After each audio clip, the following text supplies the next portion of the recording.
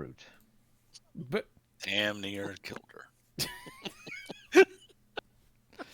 many compilations, Elizabeth. All right, so it's been recording for a few seconds now. Let's see here. Hey, YouTube people. I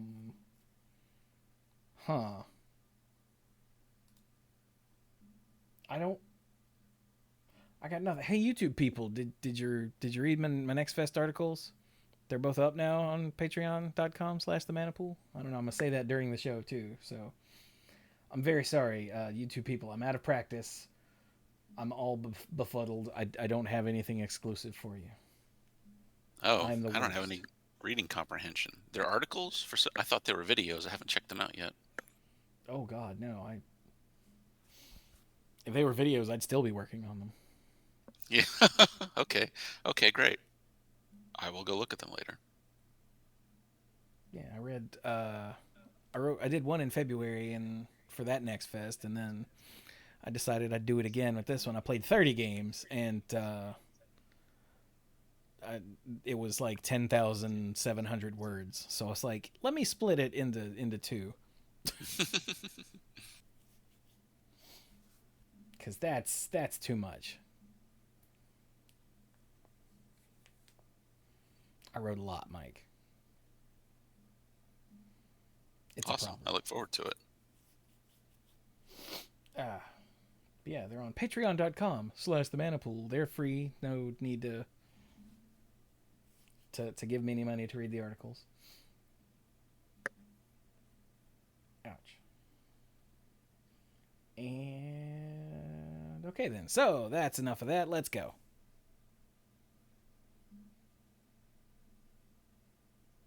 Ow, jam. Although I feel like I should probably say something different for this one. Like, hey, listen. Oh, wow. Half of us got there right away. That was amazing. Or maybe, huh! Yeah! Yeah. Ooh, Mike, do that again. There you go. That was the one. Hello, everyone. Welcome. It's dangerous. Welcome to the Manapool. Also, happy Manapool Special Extended Pride Month, which remember goes until the end of August. Right? Is that what I said? That's what I said. Yeah. I think that's what you said. Pretty sure. Yeah. Now you did. Yeah, you get 2 extra months of Pride because we forgot to say Happy Pride at any point actually during Pride Month for no particular reason, other than just lack of paying attention to anything. So yeah, happy extended Pride.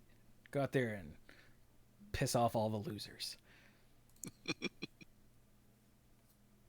But yes, this episode we are going to talk Zelda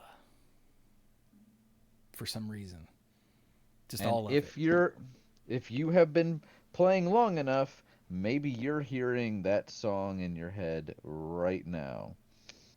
On the first one, the original one, the loading screen, the song that became, well, the theme. Song. Yeah. Yeah. Loading screen? Title screen, sorry. Wow, I'm mixing my stuff up already. We haven't even started yet. I don't even remember what loading the song screen on the title screen for the first game was. You'll listen to it later and you'll be like, yeah, it's the main theme. It's slower though. Yeah. Can I hum it without getting a copyright strike? Oh my god. Hey, but yeah, so Dirk just resubbed. So, hello. Yes, I'm Chewie, and I've been playing Zelda since the first one, although I sort of stopped. Like a long time ago. But I was there at the beginning, damn it. And I'm joined by these other dorks who have played some number of Zelda games. Dorks. Who are you?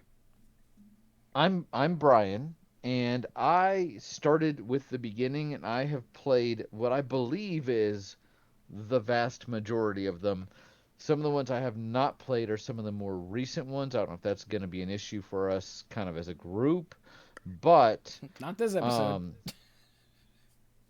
I did get to Breath of the Wild. So yeah, love Zelda. It's great. I'll get into why later. Hi, I'm Mike, and for this topic, I have the most familiarity with the N64 and Game Boy entries in the franchise, but I did play some of the Nintendo Entertainment System games. See, Mike is a wee youngin', and so he probably doesn't even remember the original NES. And I'm Dirk, the self-proclaimed greenest man alive and moral compass of the group. And I think when I looked up, I have played, I think it's 8 of the Zelda games. Although it looks like there's like 20 or 30 of them. Yeah, there's a lot. But that includes like re-releases and stuff of that sort. But yeah, I went through and I've played about 8 of them. The last one I played was the Link's Awakening remake on the Switch. Mm-hmm. And I was like, when did that come out? Like 22, 23, 2019. Oh. I said, oh. Real quick, did anybody play the Sega CD Zeldas? No. Or the CDI games, I think is what they're called. What? Yeah, it was a Philips CDI? Philips CDI, yeah. Okay. Those do not count. They do not count. Even on the official list. Well, excuse me. Hey, now. Hey, that was a good show. Way better than people gave it credit for. Yeah, the Zelda cartoon gets way more crap than it deserves. It does. But no, we're not worrying about the CDI games because they're not Zelda games. They're games that have Legend of Zelda on them. But just like how Die Hard isn't a Christmas movie, it's just a movie that takes place during Christmas. Yeah, I said it. And like when you're talking about Mario games, you don't talk about Mario is missing. Like it's just not how this works. No. Yeah. I mean, yeah. It's even in the title. It's not a Mario game. Duh. You know what? But so fair. So, who of us has not played the original Legend of Zelda? Did everybody play that? I played it for YouTube twice. Yeah, I didn't get all the way through, but I have played it. I remember getting the original NES, and we got the bundle that was Mario and the track and field and Duck Hunt, and then we got a couple others like Rad Racer. Never played that with the Power Glove though. That's insane. And shortly after that, we got this gold cartridge, and that's something that they've done. I don't think every entry, but here and there. When you would get, for those of you that are not super old like us, original NES cartridges were gray, and then you got this shiny gold one, and you're already like, okay, that's kind of cool. And I know they did it at least with Ocarina of Time, but you plug it in, and I mean, it's the Legend of Zelda. So for someone that was used to playing Mario and like you jump on the little Goombas, like that was cool, it was fun, it was entertaining. And Duck Hunt, you're shooting the ducks. You don't have a whole lot of story to these games. Mario maybe conceptually is like a Picasso painting if you think about it, because giant turtle lizard turned everybody into blocks, and then you break those blocks so you can eat mushrooms to get big to stomp on Goombas. Save the princess, she's in another castle. But Duck Hunt, you're shooting ducks because you're prepping for winter, I guess. And Track and Field, you want to get the gold medal.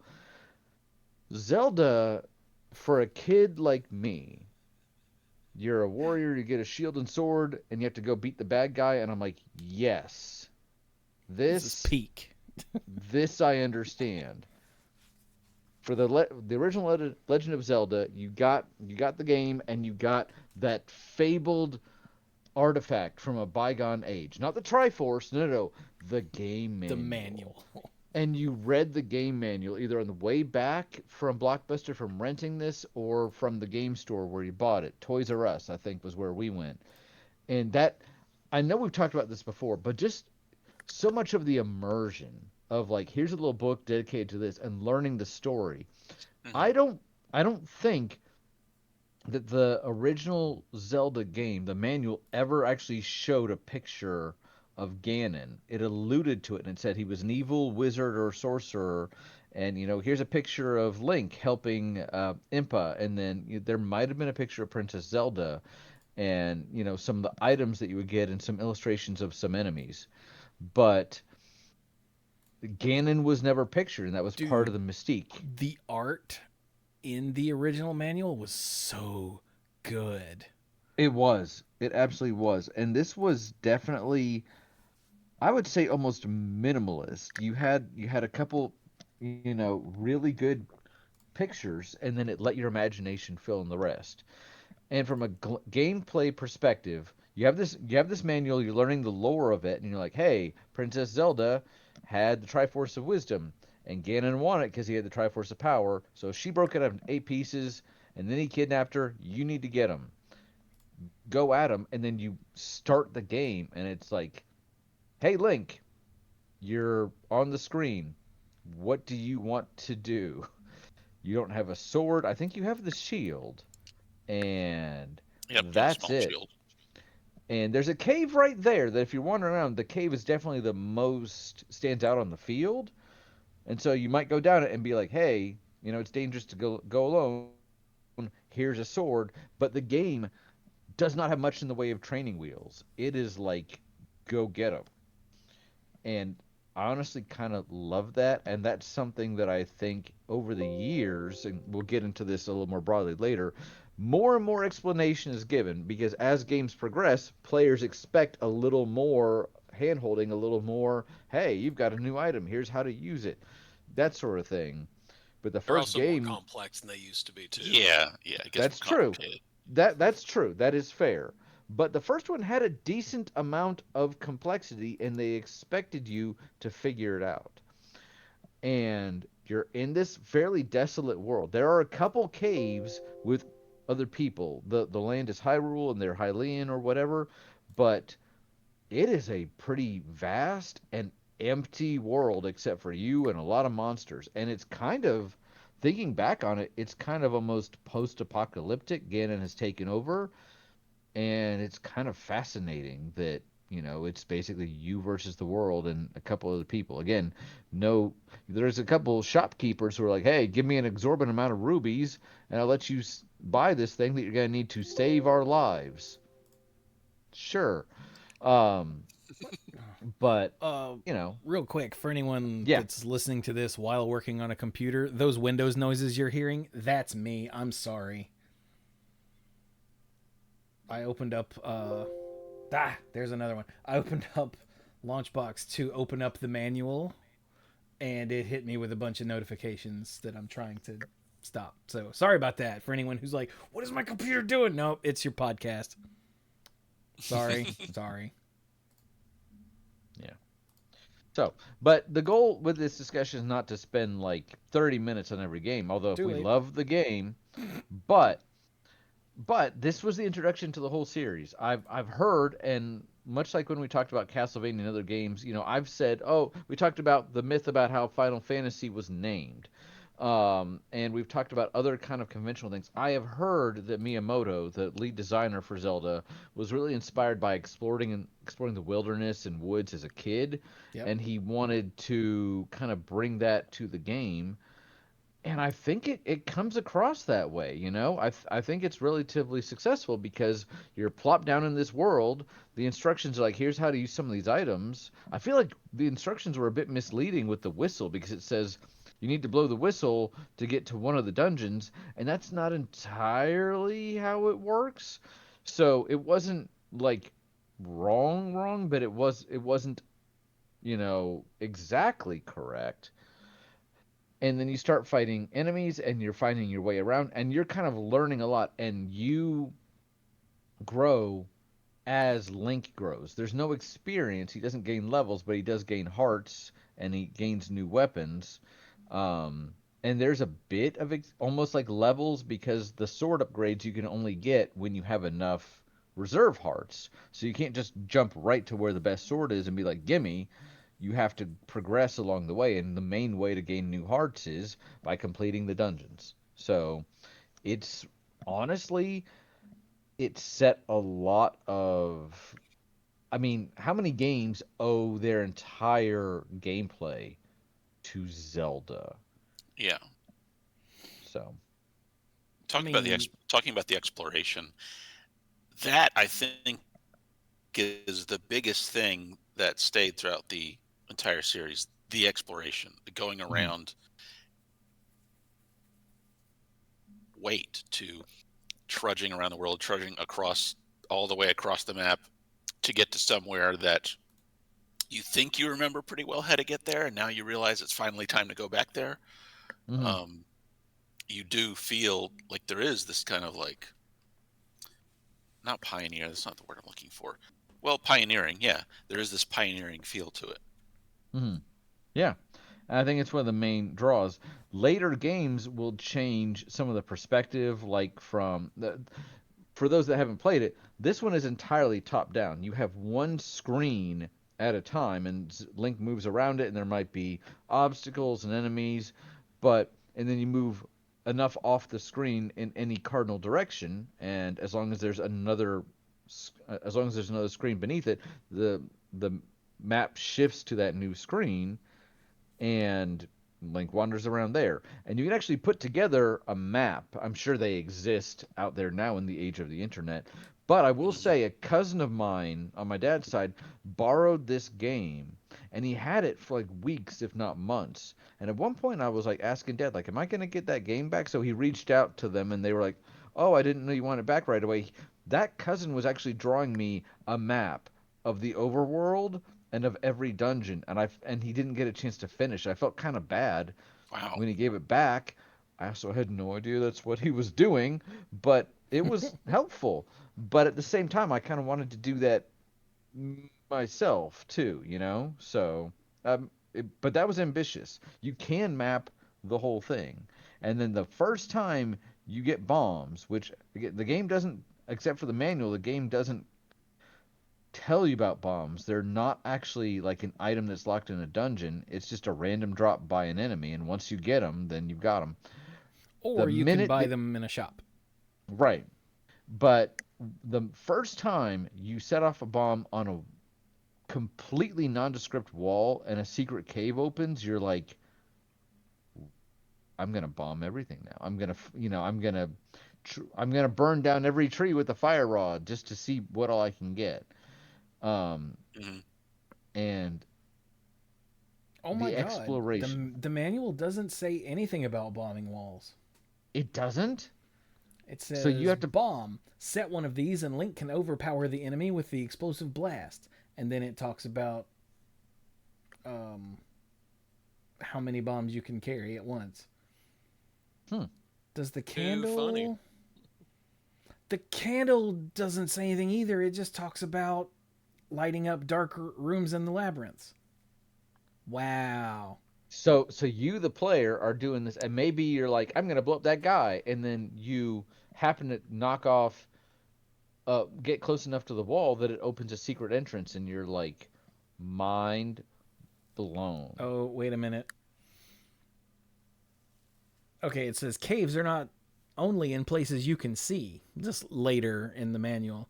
So, what Hmm. was that you said? I looked for the caves in every nook and corner, but I couldn't find them anywhere. Well, they're not only in the places you can see. Link just might be able to pass through the pathways he hasn't been able to get through by using something else. Get the gist? No. I know this game and I don't understand what the manual's saying there. So they're really not holding your hand through this one. You go around the overworld, Kind of you batting it map away it. a little bit.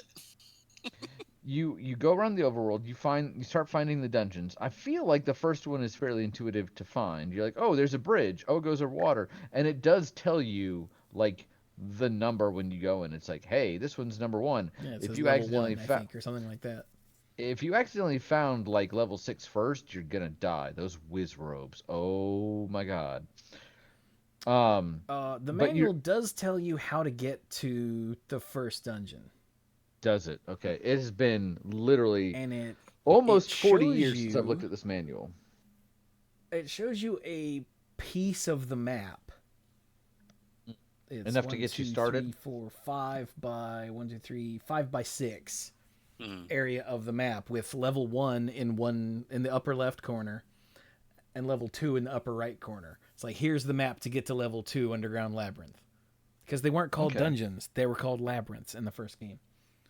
Which is awesome Yeah, it shows you the because that's starting the point is the bottom left, and then up and the top left is level 1, and then way over in the top right is level 2. So it's like here, that's all you get. Figure it out. Which I mean, that's plenty. That's really good. I yeah. think the Dragon Warrior manual had something similar. It gave you some directions on how to go to the first couple important places, and then left you to figure out the rest from there. So it gives you a taste of it. It's like, okay, this is how, and these are some of the things maybe you look for, and then it leaves the rest to you. And you start finding like you find the blue sword, and you're like, wait, my sword gets better, and you get the upgrade to like you get the base items like the boomerang or the candle, and then you later find the upgrades, and you're like, because the blue candle, I'm sorry, the blue candle you can light one thing on fire, and then until you leave that screen, it can't be used again. Which means when you're looking for in the forest near the coast that one dang tree that you can burn to get a free heart container, you're like, it's not that one. Leave the screen, come back in. It's not the one next to it. Wait, did I do the same one Is that the same one? twice? Oh my god. Just burn between the trees, Brian, then you'll hit them both. But let's talk. So there's exploration. Let's talk combat. Combat is pretty satisfying in this game. You swing your sword. It you can. There's not a energy limit. You can spring it. You can swing as many times as you want. Hide Glide was the anti Zelda because if you moved around in Hide Glide too much without stopping, your character would get tired and die. Hide Glide sucked, by the way, but I Zelda mean, was really good. Highlight came out in Japan in 1984. So A bad game is a bad it game. was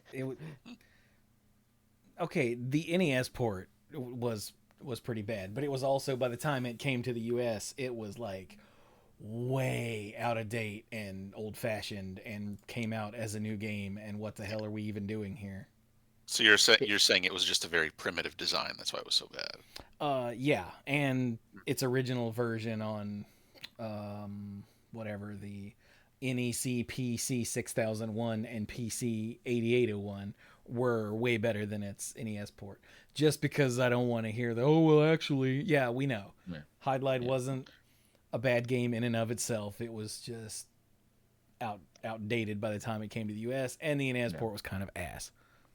So And you compare it to something like Zelda, the oh combat yeah. in Zelda is just so much better. Oh, yeah, there was something I was going to break in with a long time ago. Now, we're not saying that The Legend of Zelda invented video game exploration. No. Like, we know it didn't. But for us, it kind of did. For Yeah. us at that age, because we would have been, I was 5, you guys would have been right around there. Yeah, it's early enough. It's fairly formative. So, Yeah, like, we know but yeah. adventure on the Atari 2600 was a thing. Shut up. But so combat, you can swing the sword, you can go into your menu and choose other items, and yeah, you can use a bomb and place it on an enemy, and a couple seconds later, maybe 1 or 2 seconds, it blows up. But you start to get creative. You try to blow up a Dodongo from the side, it doesn't work. But if you place it right in front of it and it goes off right before the Dodongo would walk into it, the smoke gets in its face, and then you can stab it because Dodongo doesn't like smoke. Or you place it, and if it gets to it and it's on the square of it before the bomb blows up, it actually eats it. So all these little things about like taking the items that you know how to use and like encouraging you to try them in different ways. There was, I think, a mistranslation about the whistle because it said Pole's voice hates the whistle Oh no, and it said Pole's Pole's voice hates loud noises. hates those noises. And that's And I because in the Famicom version, you were supposed to make a loud noise into the microphone on the controller. On controller really 2 specifically, I think. Yeah, I don't think controller I'm 1 had one or something like that. I am learning new stuff. I took that to mean I looked at the items. I'm like, well, the whistle's the only thing that does anything. So Oh I got yeah. into a room with Pole's voice, and I'm like, play the whistle, and they were like, die. Yeah, it was an accurate note, but the NES didn't have that function anymore. Yeah, and when Gotcha. see this was back before they made a distinction between translation and localization. Hmm. So like, I mean, here in the manual it says a ghost with big ears and a weak point. He hates loud noise. And in the Japanese thing, that made sense. If you like yell into the microphone, then the Pole's voice, I think, would just die. Whereas in Hmm. the NES, they switched it over to where it would die in one hit from arrows. But there's no indication of that at all. You just had to figure it out. I have to find it out. Most of the combat was pretty satisfying, and most of the time you can move around the map and you have to worry about obstacles. The bosses can be difficult, but it's all pattern recognition. The multi-headed dragons that when you cut off a head, it would then fly around were probably the bane of my existence for bosses. Gleok. Gleok. But as far as regular enemies, everybody hates Wizrobes, but I swear the Iron Knuckles were out. Well, of course they're out to get you. They're enemies, Yeah. but they hated Dark me in Nuts. particular. Dark Nuts. Yeah, I saw. Yeah, they're called the the Dark Dark Nuts. Nuts Yeah, are the worst. they just. I swear. Other people are like, yeah, you just stab them in the back. I'm like, but they always turn away from like at the exactly on time. And when you hit a Dark Nut with your sword, and it makes that scraping against metal sound that tells you messed up. Yeah. I have a visceral response to that sound now. You know the one Oh yeah. if you played the game. Oh. So combat rewarding, difficult, somewhat hampered just by the limitations of the system, but honestly seems pretty well thought out, pretty well implemented, and beyond some of the earlier attempts like Hide Lied to actually get this right. Because I pick on Hide Lied, but Hide Lied to hit an enemy with your sword, what you had to do is you had to walk into them. It didn't have a separate sprite for you using a sword, so you had to walk into them. Yeah, it But had if they were what's known also as bump combat. exactly, but if they were facing you, then you would get hurt instead. So, at least with Zelda, now you push the button, little sword go out for a second. So it's more of a tactile experience. Yeah. Yeah, I've I been talking for a was little bit. I was Go ahead. listening to a podcast of a bunch of younger people that played. Well, it was A Link to the Past specifically, but Hmm. like the same thing applies to this. They were complaining that the shield wasn't a button you push. No, you just Uh-huh. hold still, which is a bit tough when you're in combat. But like, if an Octorok spits a rock at you You just and you're point your facing shield at toward it. Yeah, it was. yeah, It's so simple that a caveman could do it, and yet these people who grew up with 3D Zeldas and Dark Souls and whatnot can't figure out that if the projectile's flying at you, you point your shield sprite at the projectile. I was like, Yeah. they didn't grow up with it, so Is that mentioned in the manual? I assume so. Let's go look. Da-da-da. Okay, here is items, rubies, because that wasn't. Yeah, here we go. Shield. Link has this from the start of his adventures. Use it to protect him from the spears and rocks that the enemy throws. There you go. Oh, and right above that it says, when Link is not attacking, he can use the shield that is always by his side to fend off the enemy's attacks. That's misleading. But these people also didn't read the manual because they're stupid. This is one of the reasons that I wanted to do a, which we will do at some point. I think I mentioned it last episode. The thing about reviewing old stuff in the modern times. Mm-hmm. And one of the things for old games you have to do is you have to look up the manual. You can't just play an NES game off the cuff. At least not a complicated one. Yeah, you have to use the manual, but you can also experiment. For a lot of them, there just wasn't enough room on the cart to put a bunch of tutorial and explanation stuff. They had to put the game on there. Yeah.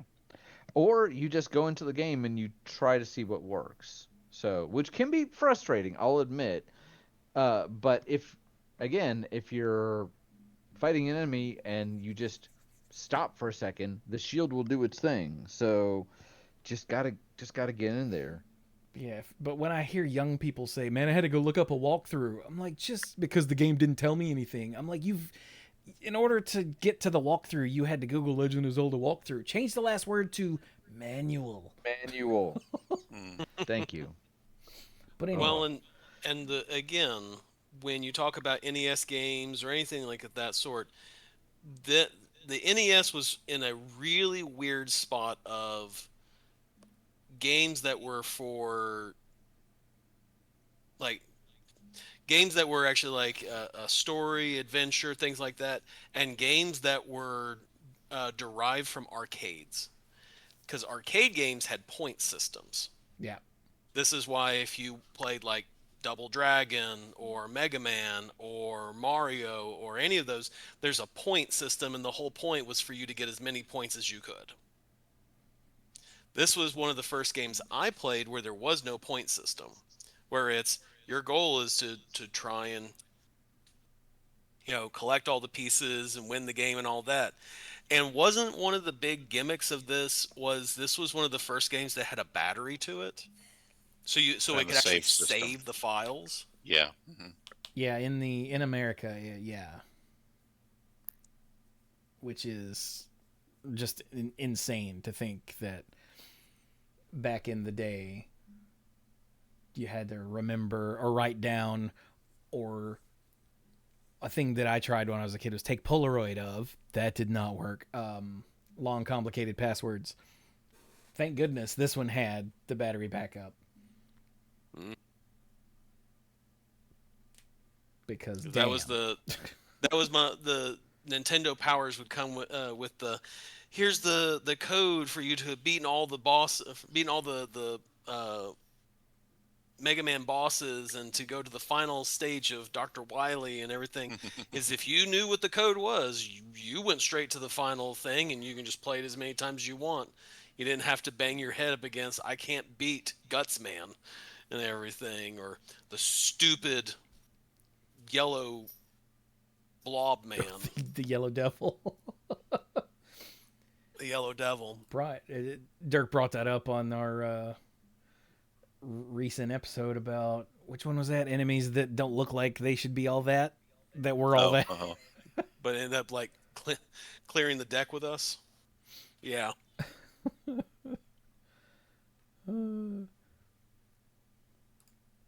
But so one other thing is the composer to this was Koji Kondo, and originally the theme for Legend of Zelda was supposed to be Bolero, and as they were going through, he's like, "Oh, that's not in the public domain yet." So he in one day came up with the Zelda theme. Yeah. Yeah, one night came up with a Zelda theme. Let's I am see. Can so I off. play Go ahead. some Bolero real quick? Bolero's a very beautiful piece. Is it in the public domain? At I mean, this it is point, now. I would imagine. Yeah. Uh, 1928. YouTube? No, I think was it 100 years, or no? Is it 7? How many years is it for it to be in the public domain now? Dude, I don't know. Walt Disney had it Rules keep changed so many changing. times. Yeah. I think it's like 80 years. So technically, yeah, it would be in the public domain All right, now. this version sucks. How about this one? Oh, there's applause.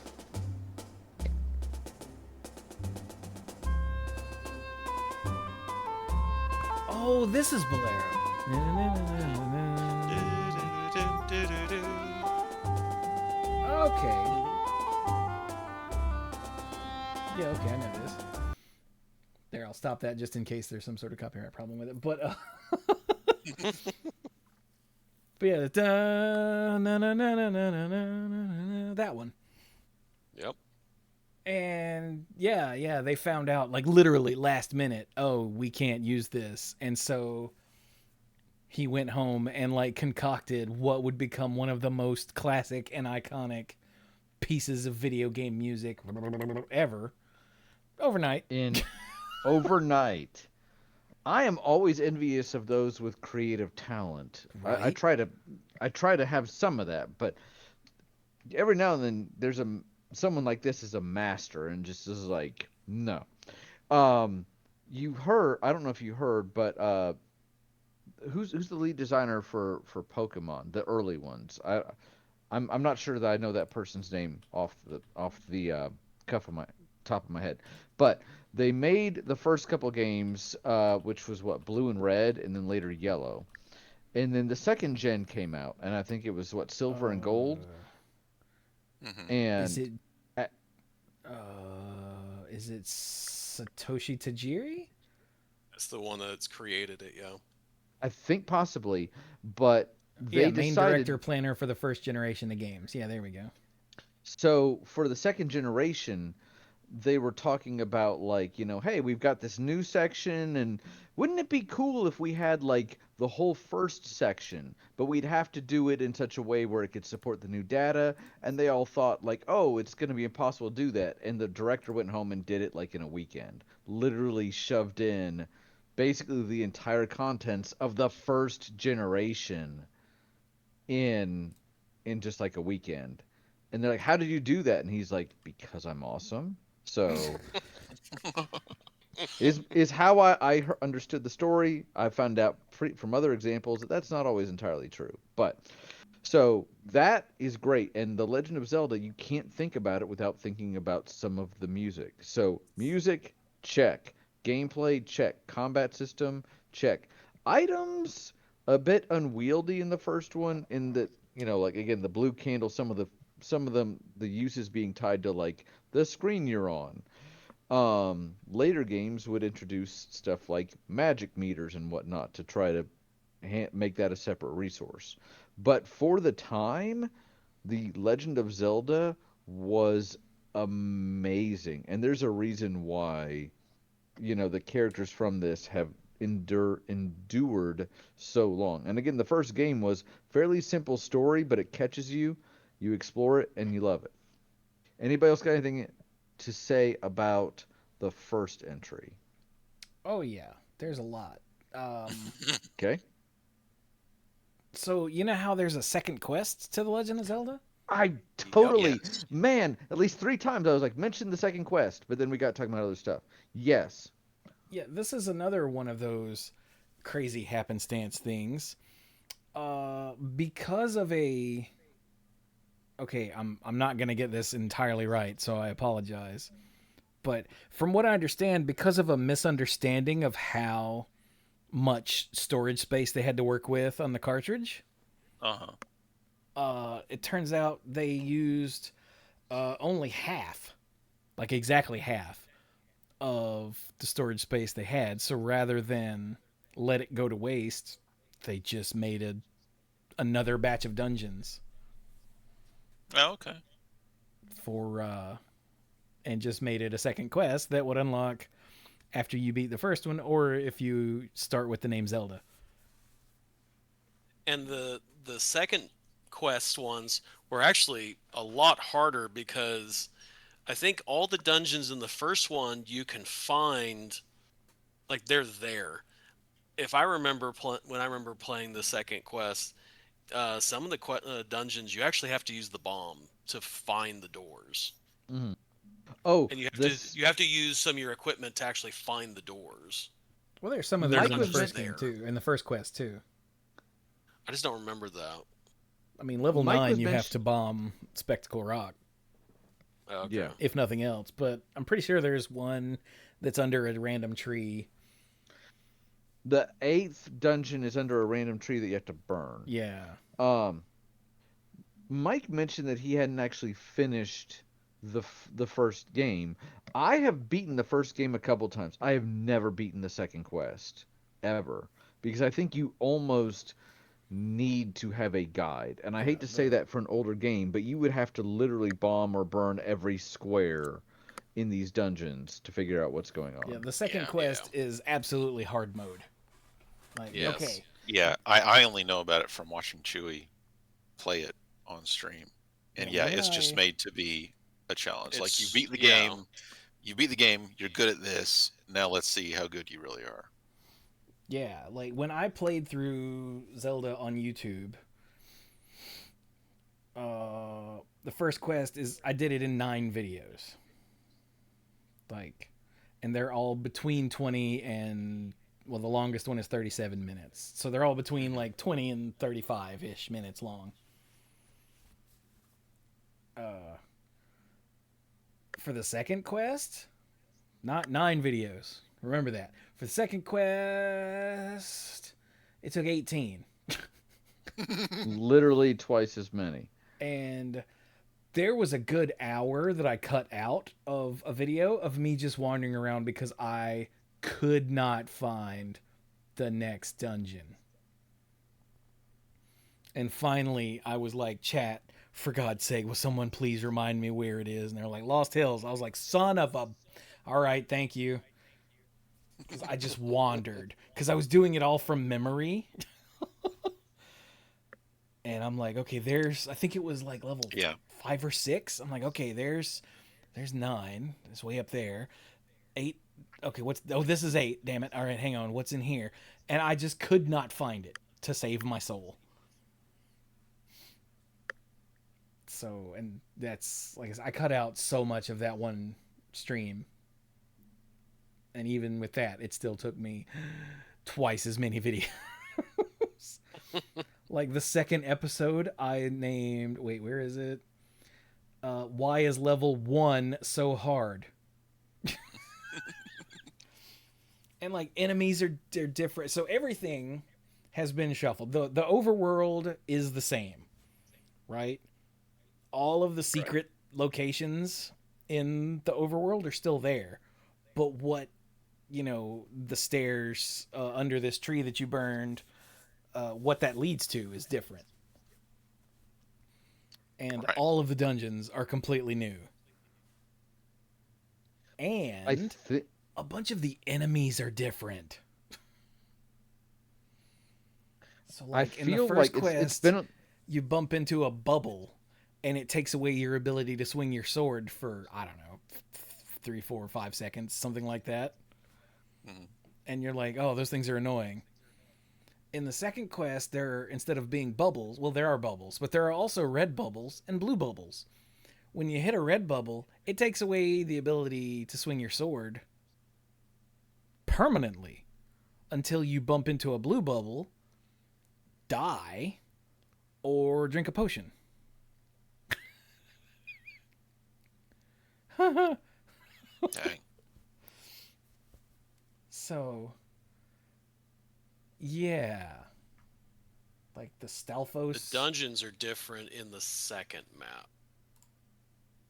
Yeah, Like the dungeon layout is different. yeah. The dungeons are completely new in the second quest. It is insane. Like the Stalfos enemies will shoot swords at you just like Link can when his health is full. Like it's awful. Yeah. First time you run into one of those, you're like, what? Yeah. I don't. This is maybe a hot take, but I don't really love the second quest. I'm glad that it's there to have more to do, but I don't enjoy it.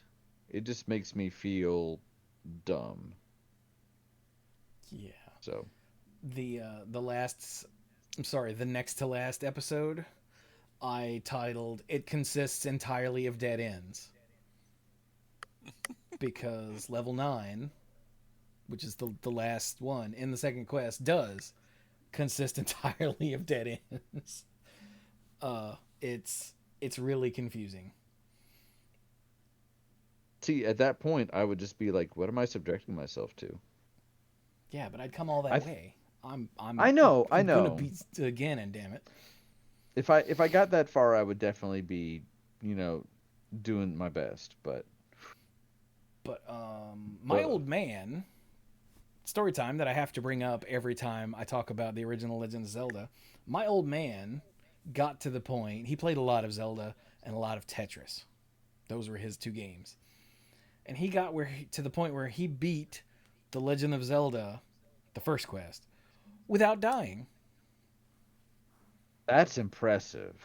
Like, granted, he did use a quick escape cheat if he got into a rough patch where he was afraid he was gonna die.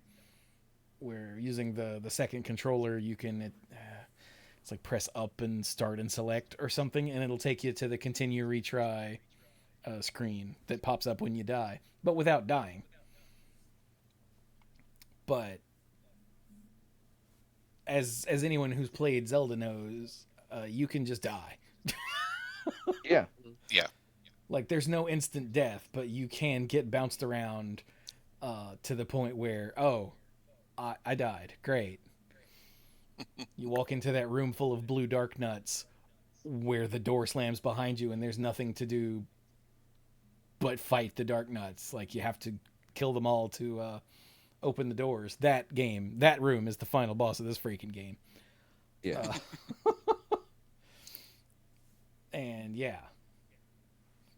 And we had Nintendo Power. The early Nintendo Powers had like all of the maps for the original dungeons, except for level 9. And the old man had a notebook where he would go into level 9.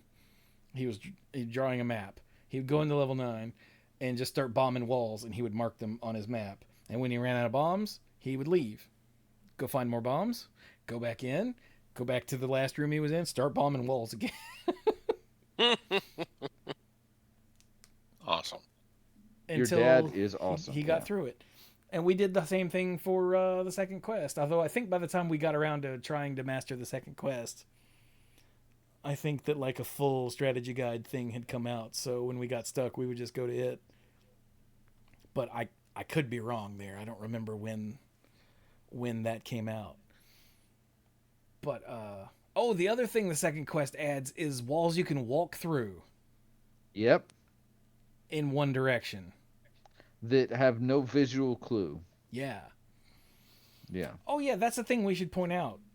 Walls you can bomb and trees you can burn and whatnot look exactly the same as every other tree. That thing where a wall has cracks in it to show you can bomb it? No. Yeah. There's not like a little sparkle or graphical sting to show you there's a special interaction. Yep. It looks just like Brian said earlier. You drop a bomb on a nondescript wall and a cave appears. You're like, what? And you get that do-do-do-do-do-do-do. And then you spend so much of your time buying bombs or whatnot to go, all right, let's see if I can find anything else. Yep. Gonna be able to afford the blue ring this way. It's Spending. by modern standards, it is too open. Like you get There's no direction. there's no direction, which is why it's nice that the manual is like, hey, if you go this way and then up a few screens, there's level 1. Yeah. But yeah, I I get the complaints that it doesn't tell me anything. Yeah, because back then it was that was the whole point was okay, You can Yeah, the back in game the wasn't the only piece of media you got when you bought the game. There was other yeah, stuff. but like back in the day, you didn't buy games necessarily to finish them. You bought games to play them, which yeah. I think that's a big difference with modern games is modern games are like, well, you'll play this the vast majority of people maybe, at least a good percentage of people will play this until they beat it. And that's not how it was back then.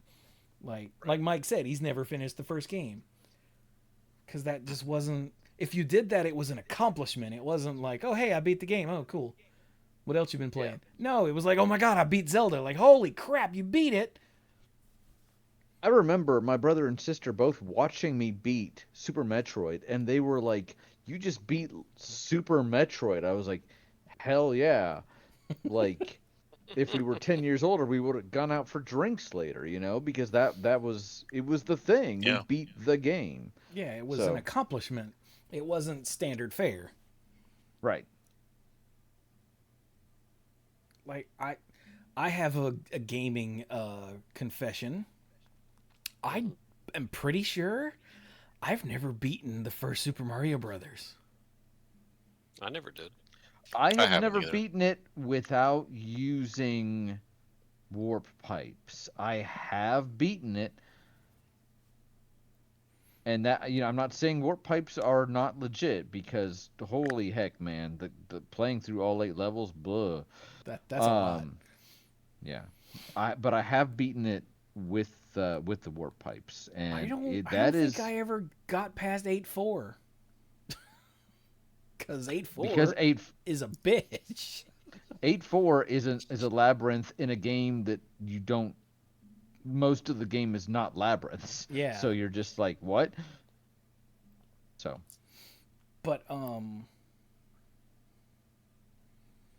but yeah, like that's just not how things work back then. So it just was like, here, play the game, have fun, wander around. yeah, It'll you can do it. save when you die, so you can just do stuff. And I know a lot of people use the well, back then it was you had one game and you played it to death. Well, not everybody only had the one game and you played it to death, and I don't think they designed games that way.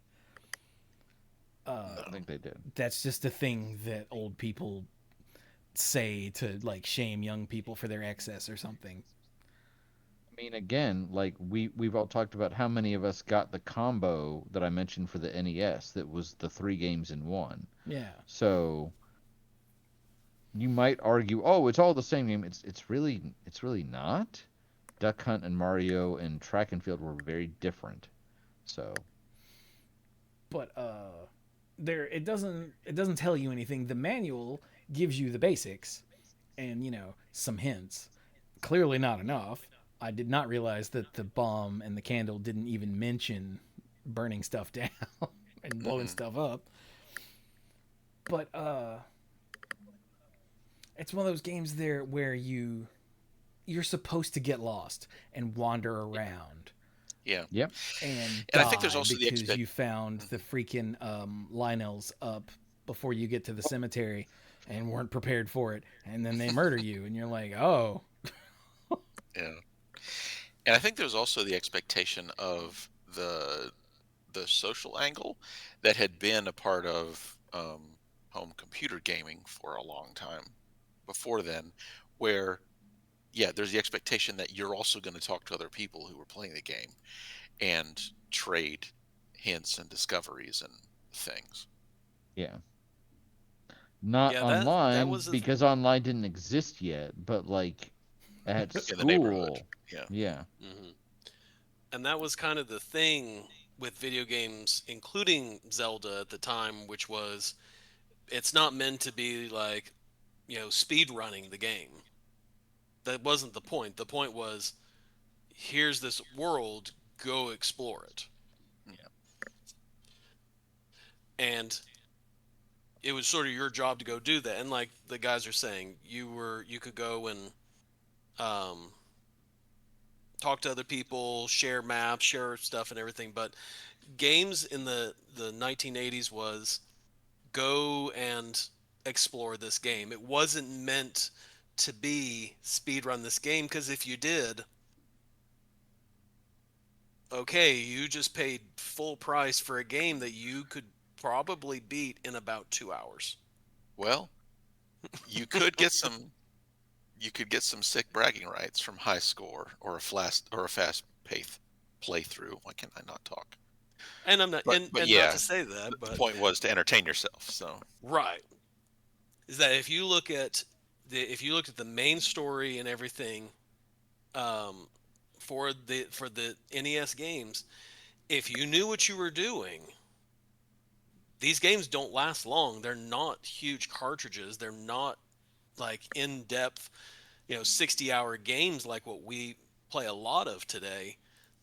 These were games where, again, if you knew what you were doing and you're like, all right, go here, go here, go here, go here, it's a 2-hour game.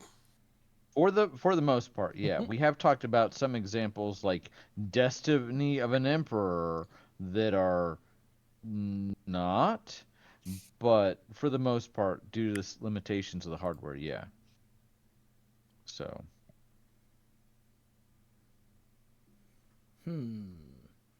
So as for what Zelda 1 set up, it set up Link, set up Zelda, Ganon, Triforce, a bunch of the items, Boomerang, Hyrule is a setting. Yeah. Hyrule, yeah, fairies, rupees, hearts, heart containers, the raft.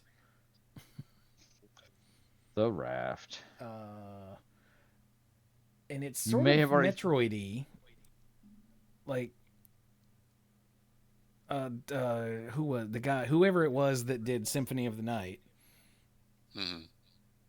When they named it a Metroidvania, he's like, "Oh, I wasn't even thinking of Metroid. I was thinking of Legend of Zelda, where you hit a roadblock, like, oh, there's these blocks in the way. I don't know what to do, and then later you go get the power bracelet. Now you can push a block. Oh, look at that. Or what's this weird piece of wood sticking out into the water here? And then you get the raft and you step out onto that, and it goes do do do do do do do, and you ride the little raft across. Yep. Stuff like that, is what he was thinking of when he set up the way that Castlevania Symphony of the Night worked. And hey, look, that's how it works in this game. Even on a smaller scale, you find a locked door in a dungeon, and you're like, oh, I can't go that way. And then you go a different way, and you kill an enemy, and a key pops out, and you go, hey, and then you can go back and unlock the door. Yeah. But let's see what else. Boomerangs, bombs, arrows, silver arrows, or some kind of special arrow being Ganon's weakness. A musical instrument, in this case, the whistle. Potions to drink to refill your life. In this case, apparently it was called the Water of Life. Okay. And then a bunch of enemies you've seen a million times since. The Tektite, the Octorok, they were called Moblins. Moblins? Yeah, Molblin. Oh. I thought it Armos was Moblin, Knights, the genie, Zola, because of the, Japanese L&R thing. When it's translated into English, that's why they're called Zoras now. But in the manual for the first game, they were Zolas.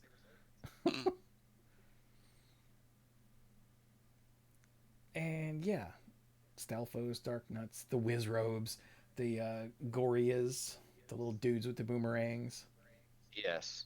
Likes, the worst thing ever. Because the ones that ate your shield? Yeah, because the magic shield costs anywhere from where was it cheap? It was like 100 rupees where it was cheapest, 90, something like that. But in most places, it was like 150 or 200 or something like that. You can only carry what, a total of 250? 255 because that that's 0 to 255 is 256. which is what is that? Is that 16 squared? So yeah. Should be. That's why Something like in a that. lot of the early Final Fantasies, the max stat that you could have in any the max value you could have in any stat was 255. Yeah, because it was an 8-bit game, so that's the biggest number they could have. Yep.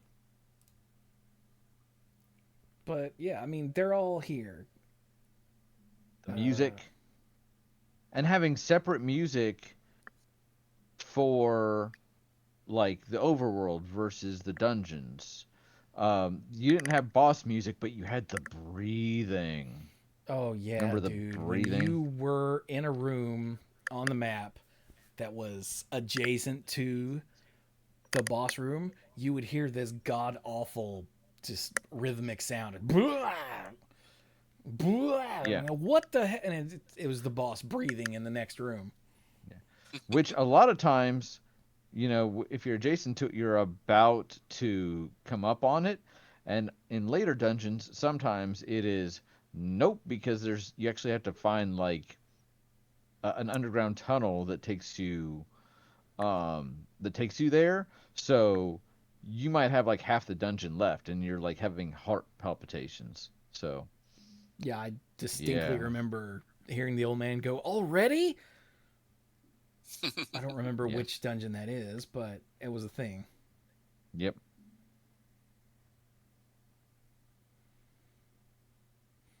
So But yeah, in a lot of other games, you might just have the music for the game. So having different music was great. yeah, it only There's a had what reason. there was the title music, which I don't think is Mhm. in the game. There's the overworld music, the dungeon music, the you died screen music. Oh, There's a sting that plays when you find a piece of the Triforce. And I think you get a different piece of music when you find Zelda and like during the credits. Probably. probably. And that's it. Because it's it's an early NES game. Like, what else do you want? Yeah. But hey, even that is great. So So yeah. Yeah, anyone yeah. who's played Breath of the Wild, those Lionels, the big centaur type things who killed you so many times, Hmm. yeah, those came from the first game, like the very first game.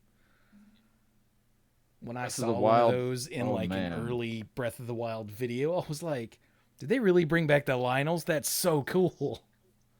Yeah, they bring them back, and then you run into them, and you're like, oh, I can probably handle this.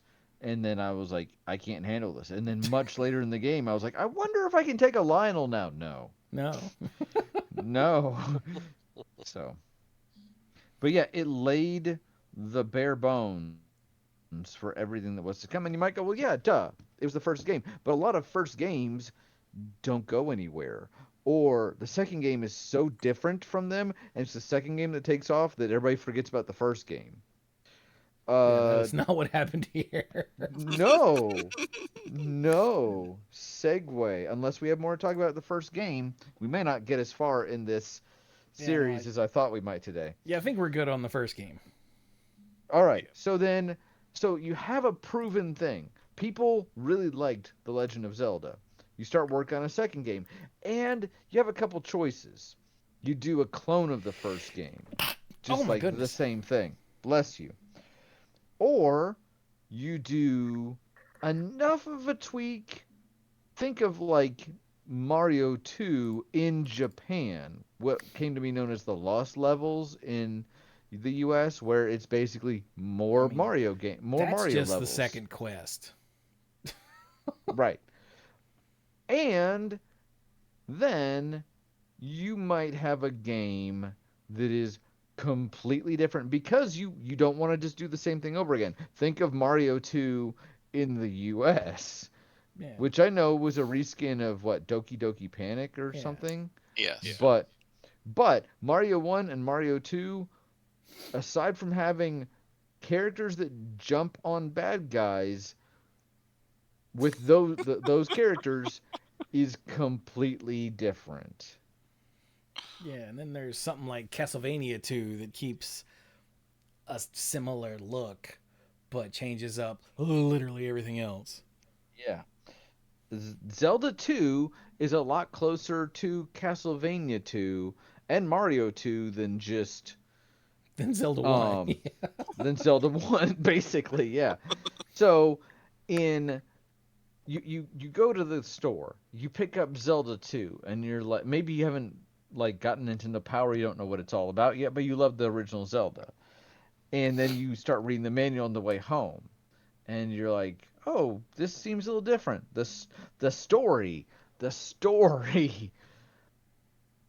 So I love Zelda games, and I think the story between them is great, and especially as individual stories, they're fantastic.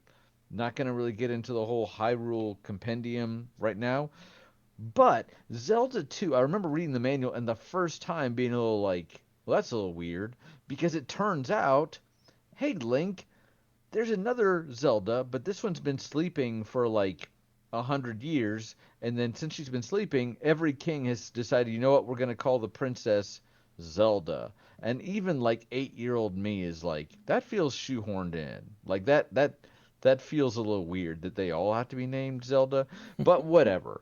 There's a new Triforce that we need to find the Triforce of Courage, and it seems like the gameplay is similar. You're reading about moblins and all that, and then you start playing, and you're like, and you look at the manual, and you look at the cartridge, and then you look at the game, and you're like, and I'm not saying this is a negative, but it's different. You're in a temple with a sleeping Zelda, and it's like side scrolling left to right versus a top down thing. And then you exit that temple and it's top down and you're like, what's going on? Okay, this is Zelda. But And you then you can't run swing into your an sword in the top down. You can only walk. correct. And then Yep. you're walking along the path and then you get off the path and all of a sudden there's shadowy enemies and you're like, okay, and you run into one of them and then you're side scrolling again. And you can swing your sword, but there's enemies around you and the objective is defeat the enemies, but you don't have to. The real objective is get off this Exit the screen. screen, yeah. Exit the screen. And you're like, okay, the setting is still Hyrule. The objective is still find a Triforce, but there's a couple notable differences. Ganon is dead. And spoiler alert, you never fight Ganon in this game. It's actually kind of like, oh, they didn't bring back the same enemy. When you die, the lore is that Ganon's followers use your blood to revive Ganon. And when you die, there's an image of Ganon in the background. It says, you died, Ganon is revived. Good job. Yeah, it's like you. Um, What is it? It's like Game Over, Return of Ganon, and there's yeah. this really sinister pixel art Ganon on like the bottom half of the screen, and then you hear his laugh. Like, which Yeah.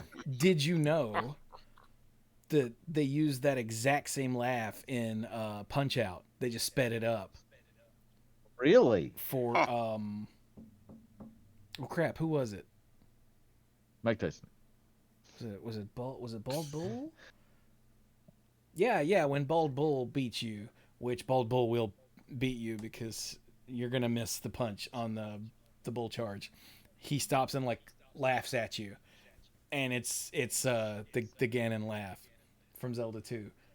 When I first I heard like that, that. which was not, which is very recently, compared to when this game came out, I was like, nuh-uh, yeah, it is. Ganon just, possessed this guy and now he's punching you. Yeah, here we go. That is my here's the headcanon laugh. now. One more time. There we go. And then can I find Bald Bull Punch Out Laugh?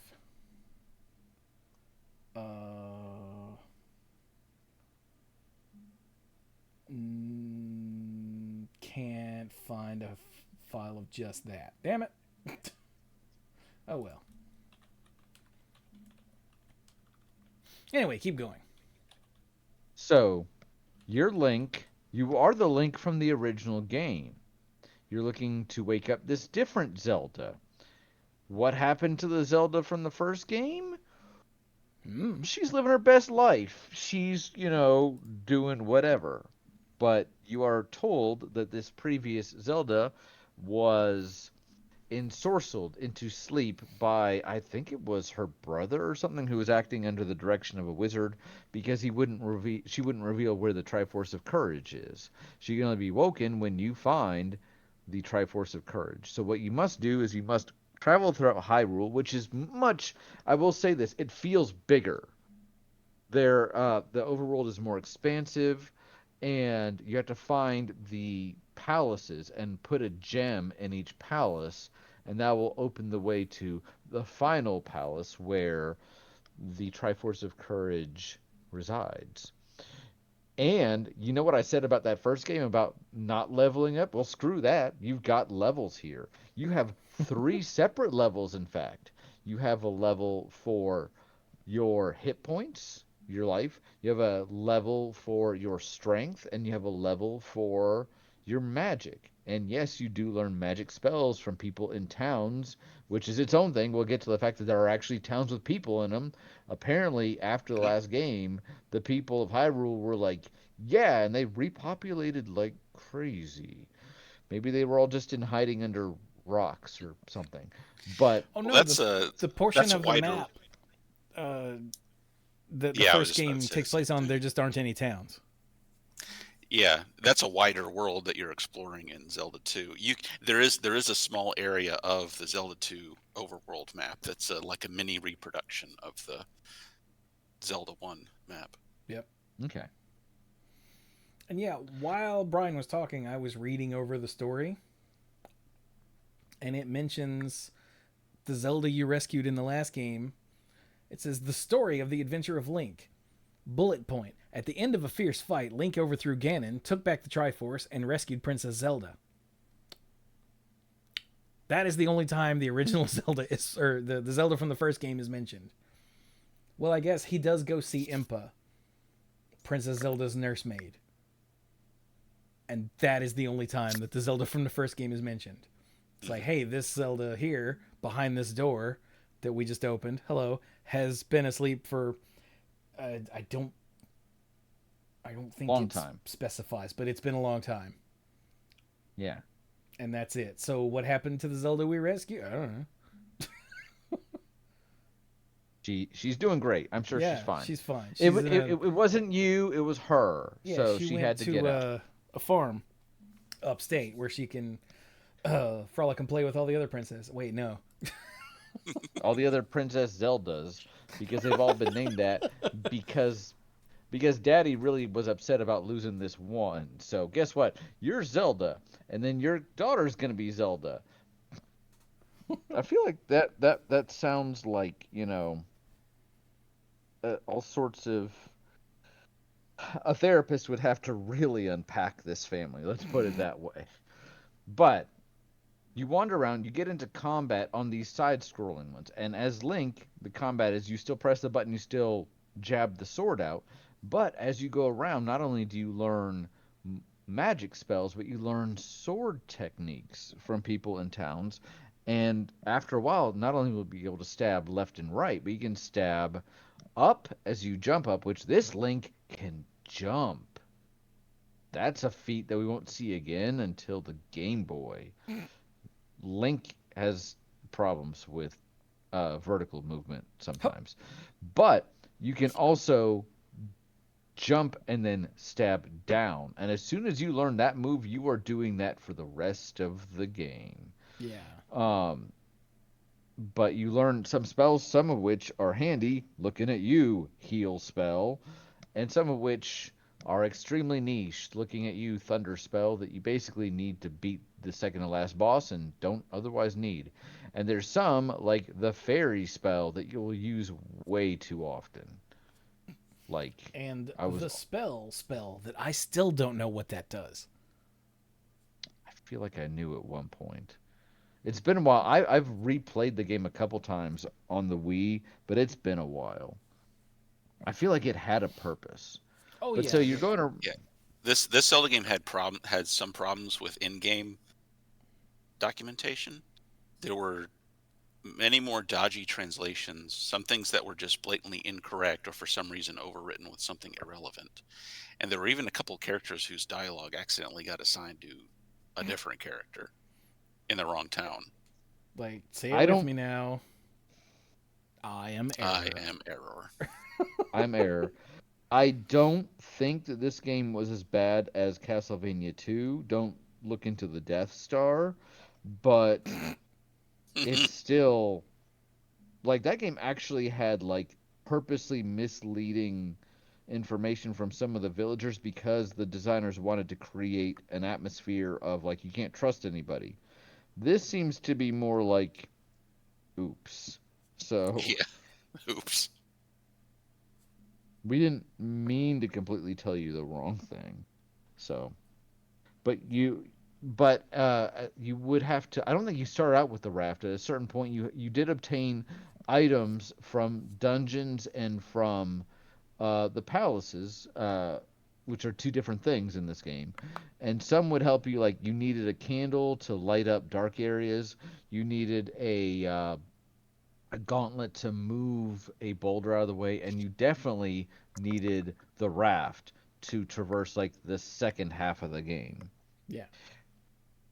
Hyrule's still here, the geography is still here, but some stuff is switched around.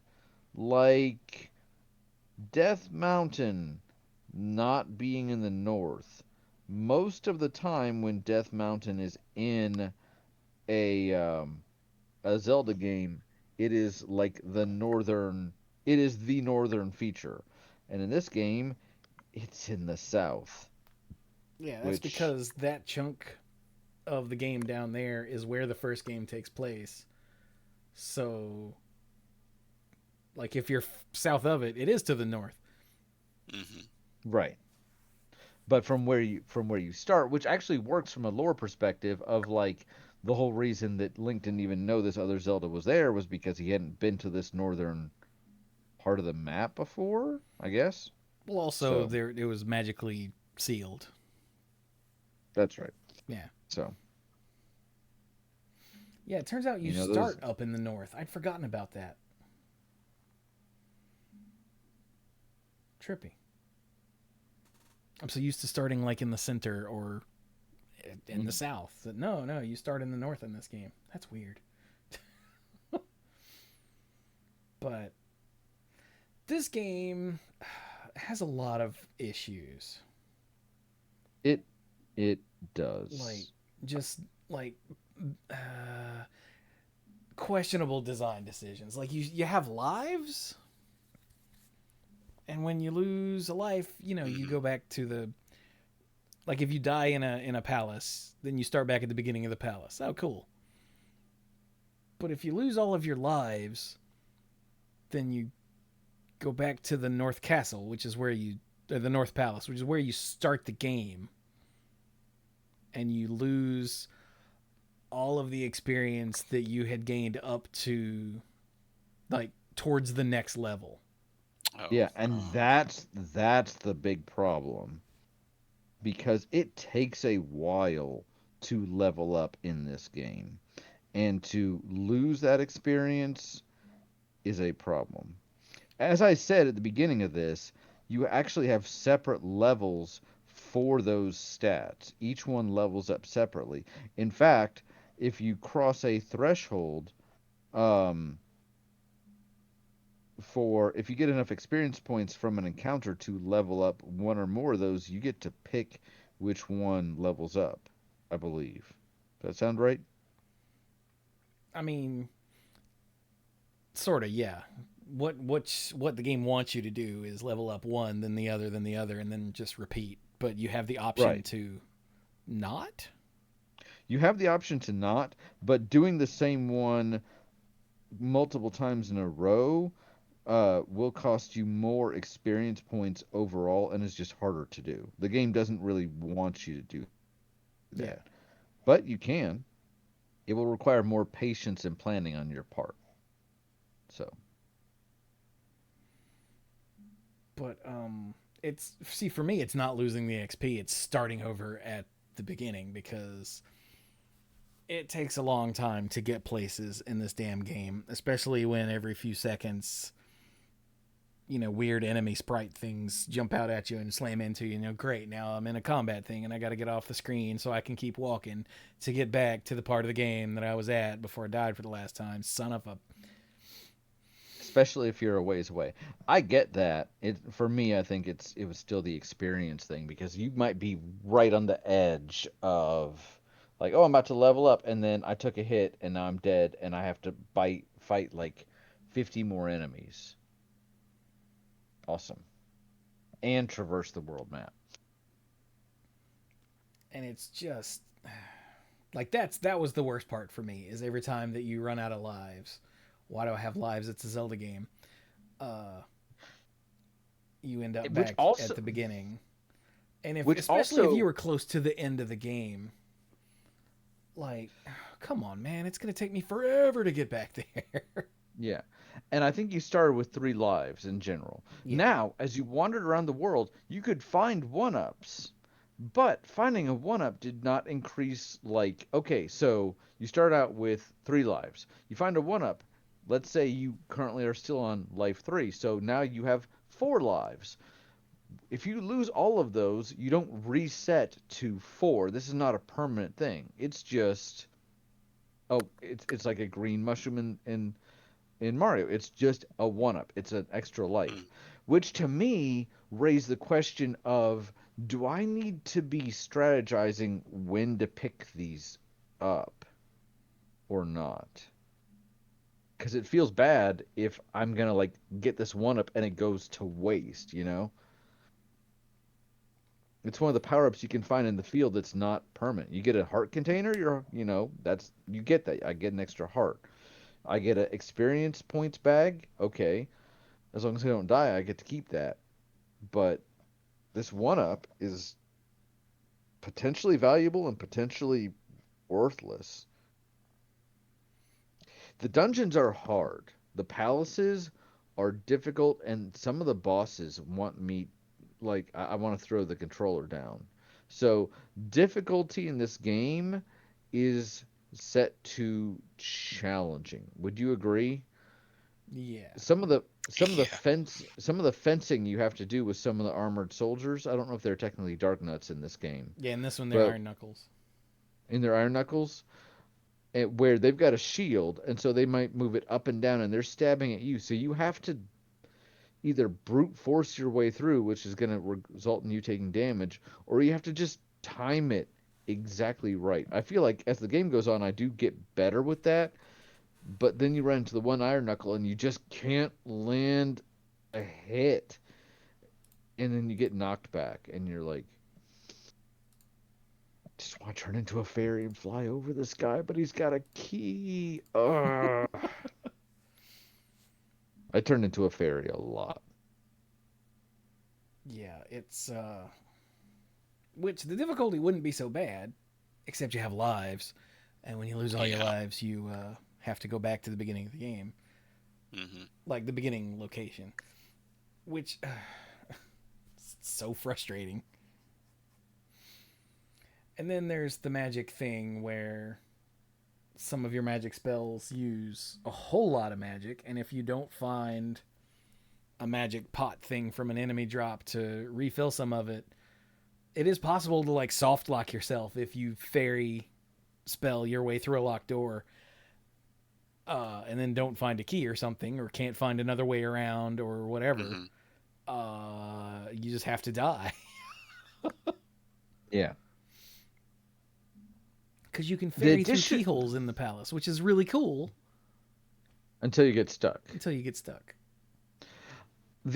So we kind of danced around this a little bit. This game does introduce magic points, and it basically works like it would in a Final Fantasy because every spell you have costs X magic points to use.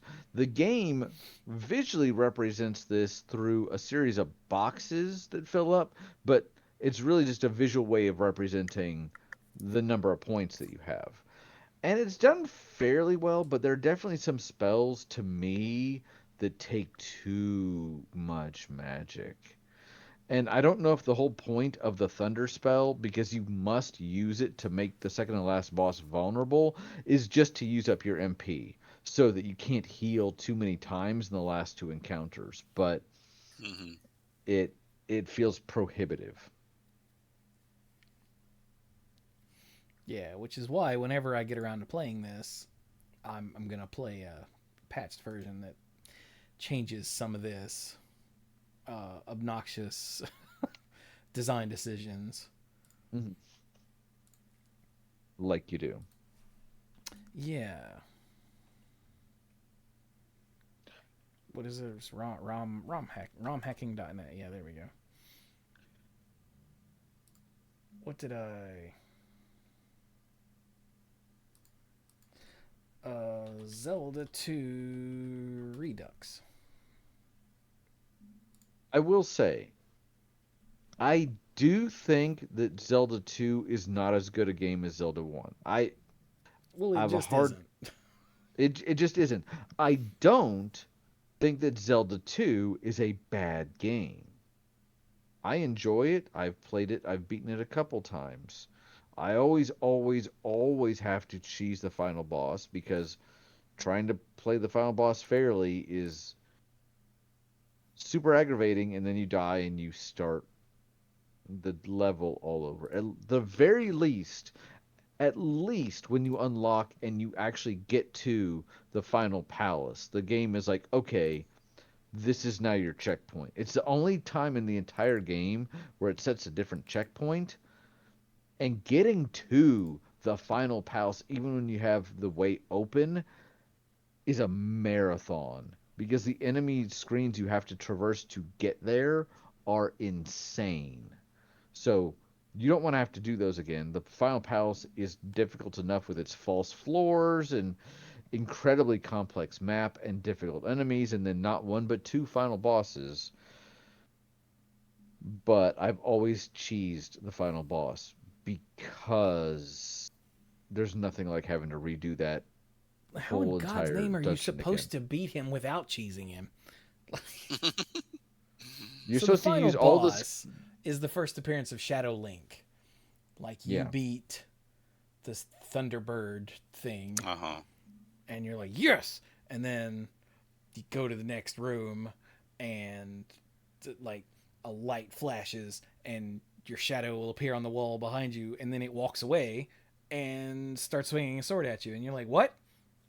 And it's like the world's hardest iron knuckle. Like it It always is. blocks where you're swinging all the time. I think you're supposed to use the skills you've learned from Iron Knuckle. The problem is, by the end of the game, I'm just trying to keep up with it, and this thing deals so much damage that no. So how do you beat it?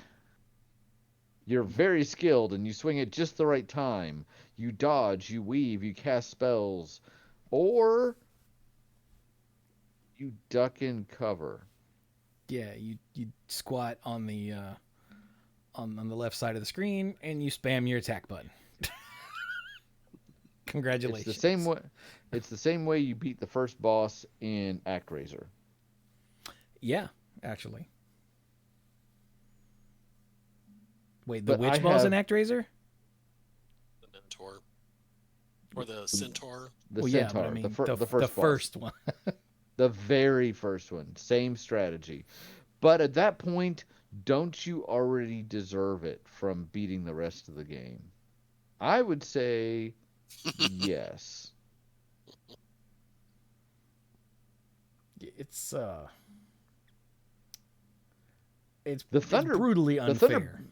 the Thunderbird is not easy either. It really isn't. If you don't time jumping between its little falling flame things, um, you can lose to it very easily. So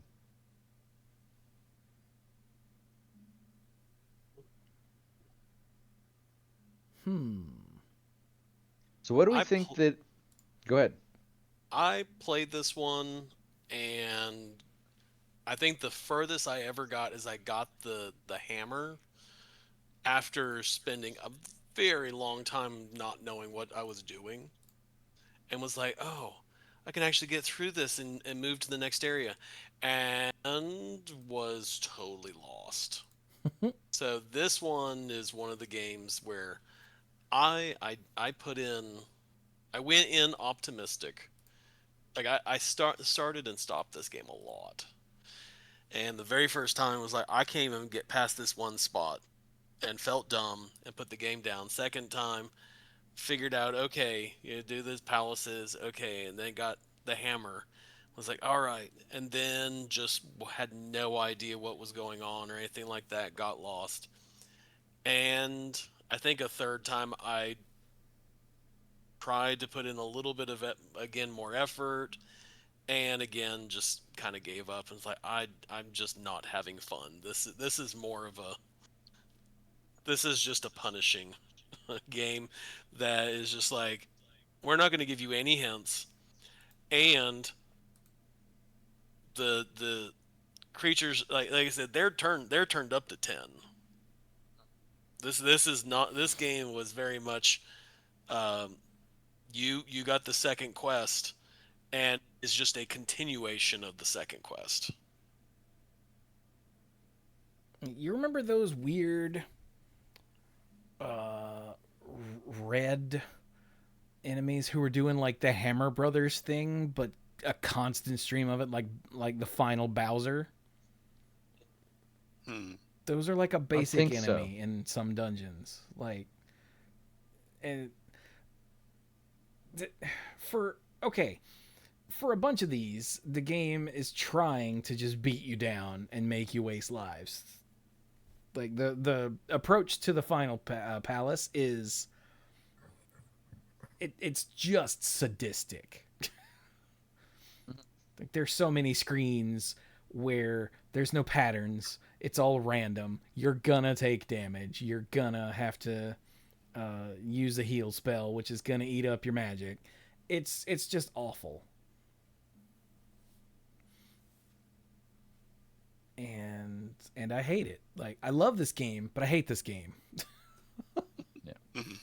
Which is why, like I said, I looked up the Zelda 2 Redux patch, which is a big like fan community effort patch, and it just changes a lot of stuff that makes it more player friendly.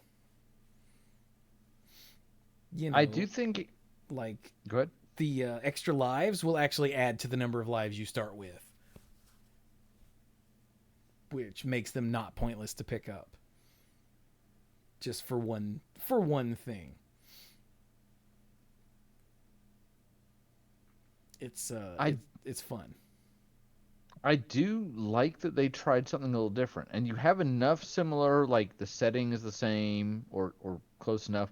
The the characters are the same, for the most part, with some innovation. There's still some exploration, but they try to do combat things in a little different way. And I think it's good to not just make another clone. Oh yeah. Yeah. And this was also way back when like video game sequels were still a relatively new thing. Yeah. So especially for the non-arcade world, Right. Mm-hmm. where Yeah. and Nintendo, people complain a lot. Well, there hasn't been a new whatever game in forever, and that's because Nintendo isn't just going to churn. Nintendo's not Call of Duty. You know, they're not just going to churn crap out unless they've got a thing they want to do. Yeah. And if they are going to churn crap out, it's going to be a remake. I had no idea that the new Star Fox was just a remake of Star Fox 64 until it had been out for like multiple weeks. I was like, "Oh, I did not know that." That's because Nintendo didn't have anything to do for a new Star Fox. So rather than make a new one, just repackage the old one. People will give us money. That's why there hasn't been a new F-Zero in so many years, because Nintendo's like, we're we did everything we wanted to do. We don't have anything new to do, so we're not going to make new F-Zeros. And this is one of those games where they're like, let's do something new and different. And, Yeah. Yeah. it was a good game. It was way too hard and way too unforgiving and kind of hated the player. Like you said, you love it and you hate it. Yeah. And that's what I was going to say is that is one of the things about this game, for ill or good. They wanted to try something different. And I don't believe they have ever gone back to the formula for Zelda 2. No. Like they have never done a experience thing since then. Like looking back at it, I don't think any of the games have experience. Like the experience part, the 2D side scroll, I don't think has come back at all. Uh, I'll say with in like the four swords or whatever it is, where like you can go into a wall and side scroll your way, but that's a small part of the game, not the core gameplay. there Yeah. are a couple parts of Wind Waker actually where you have you have a almost a side scroll sort of thing, but Okay. Yeah. it handles more. Link still basically handles almost exactly the same, and Yeah. they're very small parts of it. Yeah, I was just saying that's parts of it rather than the entire The combat. core, I think Dirk is right. I right? The don't core think they've mechanic. ever done something this drastically different again. I mean, when they made the jump to 3D, sure. Yes. But that was a whole new system.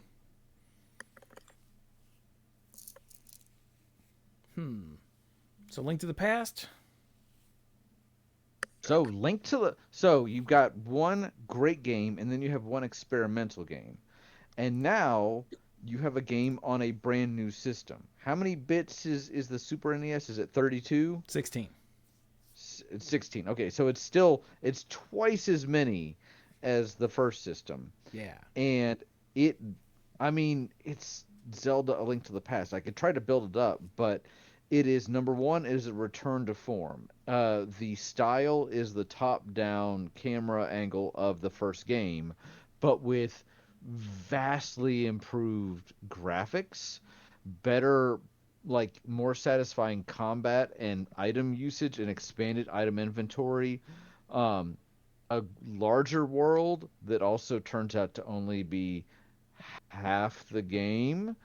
Kind of like a second quest, so to speak, but from a narrative perspective, there's a reason why there's a second quest.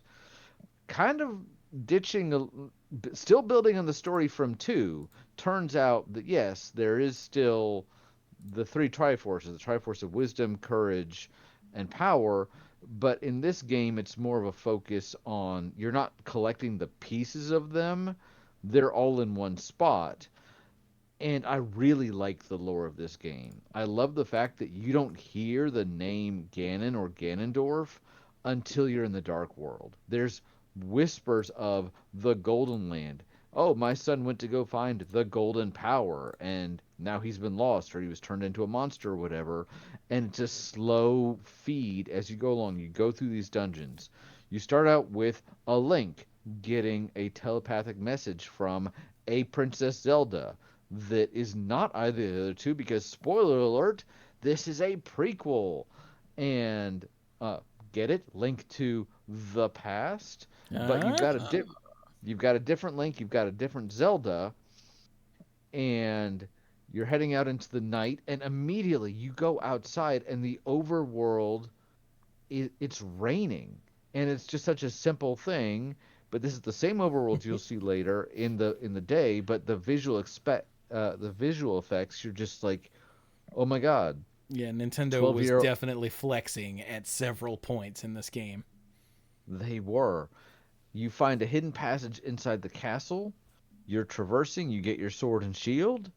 You start picking up items. You have a magic meter in this game that's a little more intuitive than the MP, and you start you're picking up you get the boomerang, kind of like you get early boomerang in the first game, and it's just so satisfying. You start taking on these soldiers, and it's so much not easy. Well, easier, yes, but it's a lot more intuitive than fighting Dark Nuts in the first game or Iron Knuckles. You're like, oh, I can go around these guys, try to hit them from the side, and or hit them where their shield and sword are not. And then after I hit them a couple times, they'll disappear. I understand how this works on a basic level. You attempt to free the princess, you free her the first time and you're like, oh, this took a whole game last time. Great. But then it turns out there's a lot more to do. You have the Master Sword, kind of with this heavily Arthurian influenced symbology of Excalibur and evil wizards. And then again, you go to the Dark World and you start hearing rumors about the King of Evil, the King of Thieves, Ganondorf, who's been holding on to the Triforce, and you're like, Ganondorf. Why does that sound for? Oh, Ganon. Like, and then you're like, No, oh, that's that's great. Ocarina. Is it? Does the name Ganondorf not show up until Ocarina? I Pretty sure, could have yeah. I could have sworn It's Agamon that or something is what it is in the first one. In well, this one, Agamon is the name of the wizard who is Aghanim. spoiler alert. Aghanim is Ganon's kind of alter ego in the light world that he's pushed through this projection of himself. But I thought the name Ganondorf came up in this game, but that I don't want to get like hung up on that. Oh, Visual it does once. The name of this King of Thieves is Ganondorf Dragmire, but he's known by his alias Mandrag Ganon, which means Ganon of the Enchanted Thieves, and then he's just referred to as Ganon for the rest of the manual, it looks like. I did not know that. I thought there was somebody in the dark world, like a person that turns into a tree or something that gives the name Ganondorf. But regardless, you've got this slow drip of lore, and then you start rescuing maidens in crystals. There's a whole thing with that, and you're getting this story piece by piece. And again, you're not gaining levels, but you are gaining heart pieces. You're gaining more life, and you're getting better and better equipment. So you are gaining experience because you're learning how to fight these enemies, but you're also getting stronger as you get this better equipment.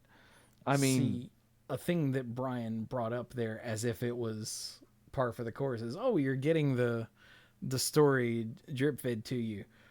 No, you're getting a story at all. There's no story also in the a first two big games. Story's in the difference in this manual. one. that is true. You This talk one to had a people manual. in the second game, but there's no story. They're just, oh, I will open the bridge for you. I am Error. I'll teach you this magic spell. Like there's no narrative going on. Do you remember that town in the second game? Going back to it for just a second, where if you talk to people, there was a chance that they would like turn out to be evil and turn into a bat and hit you. Yeah. That was so yeah. Ugh. But that was it. but yeah, Okay. you have a story in this game. You still had a manual. There was a gorgeous Nintendo Power player's guide that had all of these sections about the lore of Hyrule and its people, and even like a section on how they make their pots, which might feel random until you realize how many pots in this game you're breaking. Was this the first game where you broke pots? I think it was. Yes. Oh, This this is is also where the first game where the Chocos show up, and it's the one where the Chocos will attack you and or whatever, where they will attack you if you keep hitting them with a sword. It's the first one where you cut grass. Oh, so many firsts. This was this was a significant game. But like I said, there's a story, and this is not a story where you can hit stuff in a like I don't remember if the first one. I think in the very first one, you could kind of hit the dungeons in a roughly random order. Yeah, occasionally you would hit a roadblock where you needed an item that was in a different one. Like you needed the ladder to get across. a pool of lava or something. But other than that, yeah, if you knew what you were doing, you could do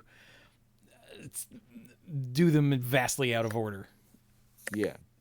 This one, there's somewhat of an order you have to do things in, because you can't get the Master Sword until you complete these 3 dungeons to get these medallions, and then once you get the Master Sword, this allows you to do this thing, and so it required you to um,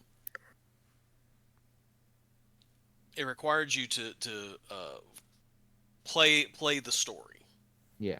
and not And just sort of like go through the motions. And whereas with the first game we said was maybe too open, this one had a world map.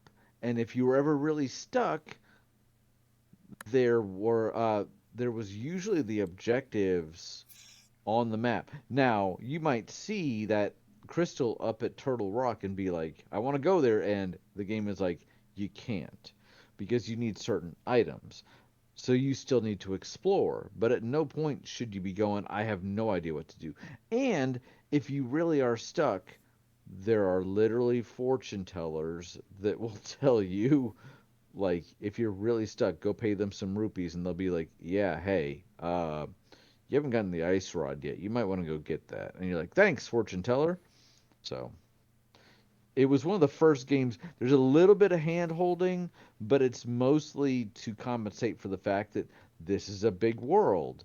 And there's actually 2 versions of it between the light one and the dark one. And maybe you should head in this general direction, but it still doesn't tell you everything. It still lets you discover stuff. The first time I, on my own, realized if I drain the swamp here and then shift to the dark world, the water's over there. I was like, that's so cool. The way Completely that blew your mind. yeah, the way that the 2 worlds were interconnected and what you did in one affected the other. Yeah. I really kind of wish that they had done a little more of that, but what they did do was used very well. So, I think that was a big benefit of the Super Nintendo was allowing for changes to the environment through the story, because that never happened, as far as I know, in the NES. The Super Nintendo, Super Mario World. If you did this, it's that change stayed on the map as you explored and opened up the world. It physically changed the map. Same thing in this one. You go to the water in the light world. You go to like the water place, and it drains the water out of the lake, and that change stayed. Like Brian said, it happened between both worlds. It stayed. Mhm. So the ability to physically change the environment, and that change to stay permanent was a big change, or a big improvement in this game. Yeah, in the And you first also game, the had only changes you could make were bombing walls and burning trees. Once you bombed a wall and made a hole, that hole would stay, but that was it. Like, yeah. you weren't Um, making any vast changes to the landscape. and was this the first Zelda game where like you leveled up equipment? Like you didn't buy new equipment. Like the sword, you took it to the blacksmith and he forged it, or he tempered it, and then you put it into a pool and you got the golden master sword, and then you know, there was stuff that leveled up in this game that I mean, I there don't were think happened always in the other ones. upgrades. Like, there were 3 swords in the first game. There were multiple. There were the 2 boomerangs, the 2 candles. There were always upgrades to some of your stuff. Okay. But this is the first one that like made it part of the narrative, part of what you were doing, rather than just, hey, you found a better sword. This one was, hey, the blacksmith will temper your sword for you. Sweet.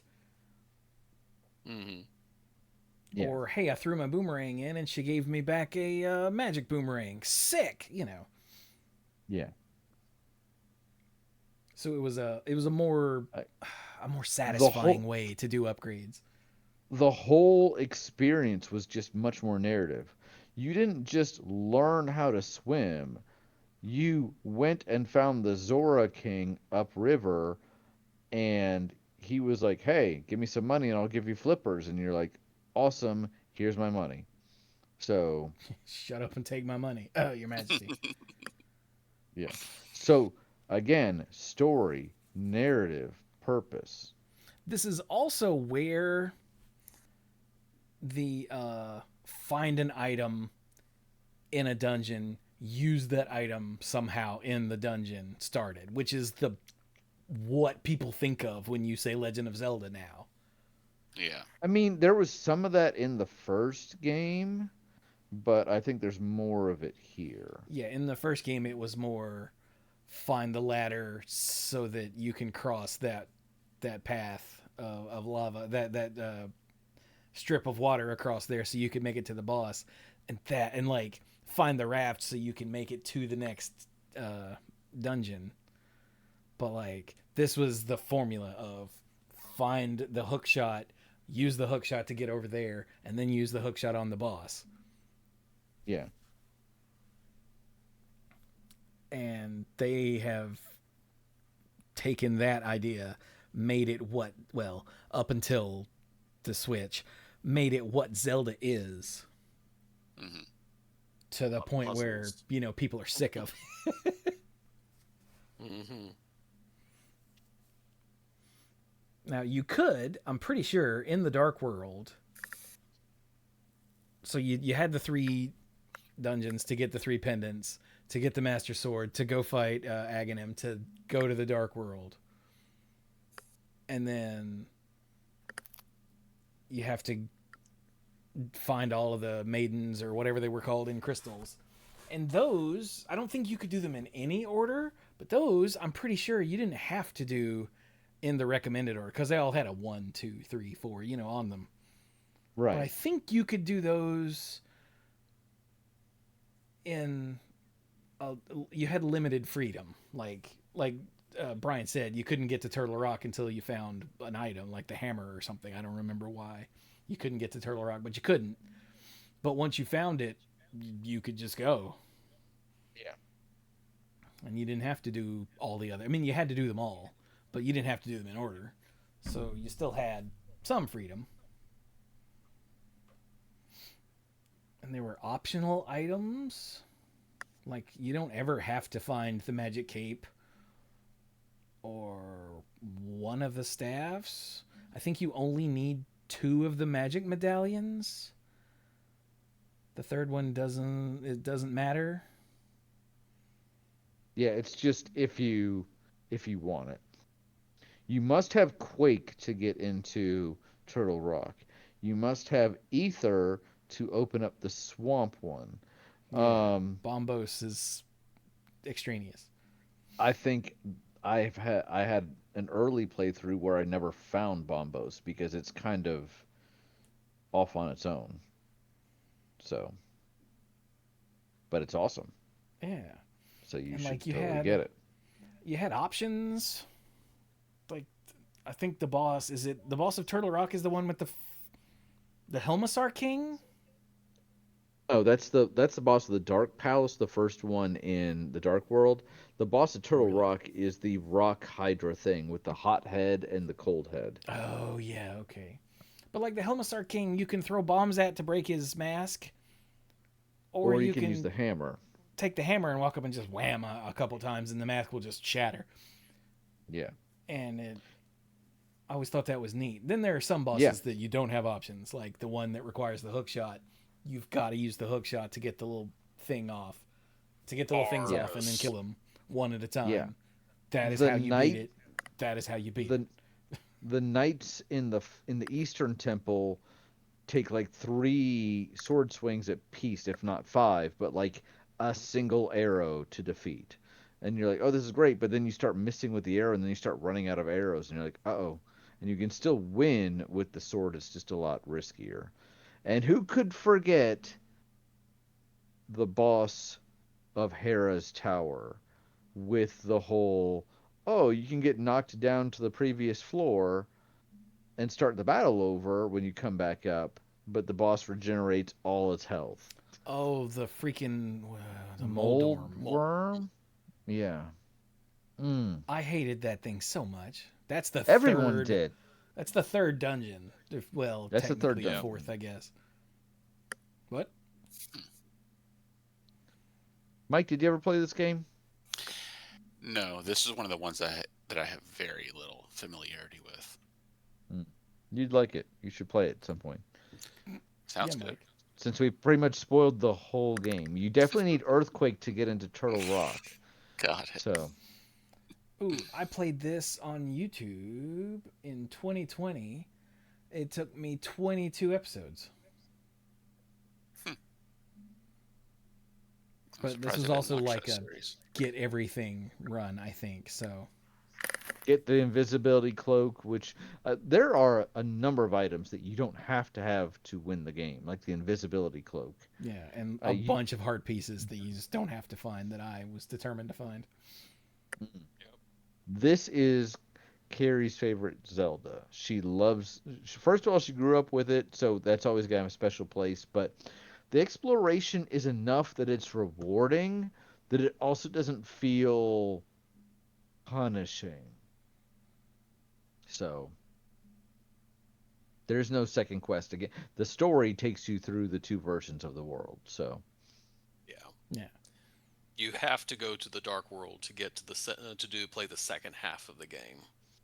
which is really more like the Second two second thirds of the two game. thirds. Yeah. Yeah, yeah.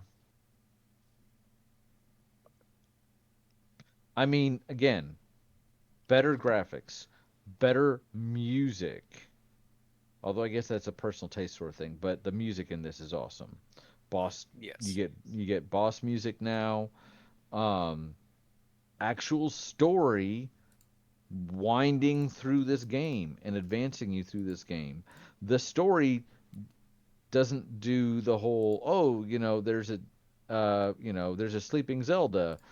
It focuses more just on this Link and this Zelda, and because it takes place in the past, you don't have a whole lot of having to do what the previous games did, but it still ties in. You still have the Triforce. This is the first one to really link to really kind of say what the Triforces do, because in the first game they're these powerful things, and Zelda split up the one so Ganon wouldn't have it, because if he had both, that would be bad. It'd be bad, okay? And in the second one, you just know that the Triforce of Courage is what you need to wake up the previous Zelda, not the one from the previous game, but the older Zelda.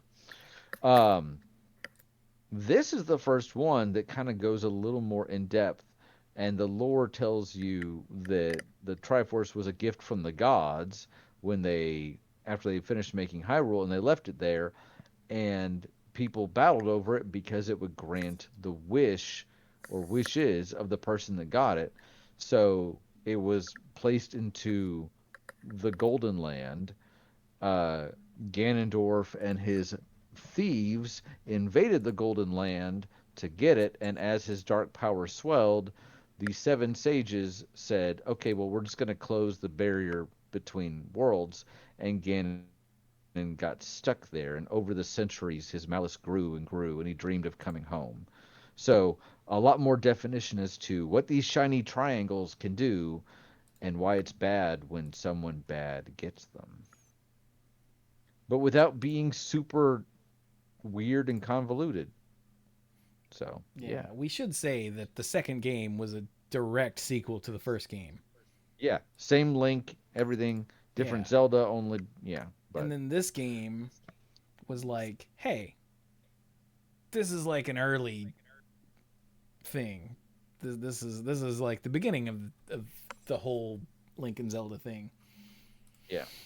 And I think this is because I'm pretty sure we're stopping here. I think the one from Link's Awakening is supposed to be this one too.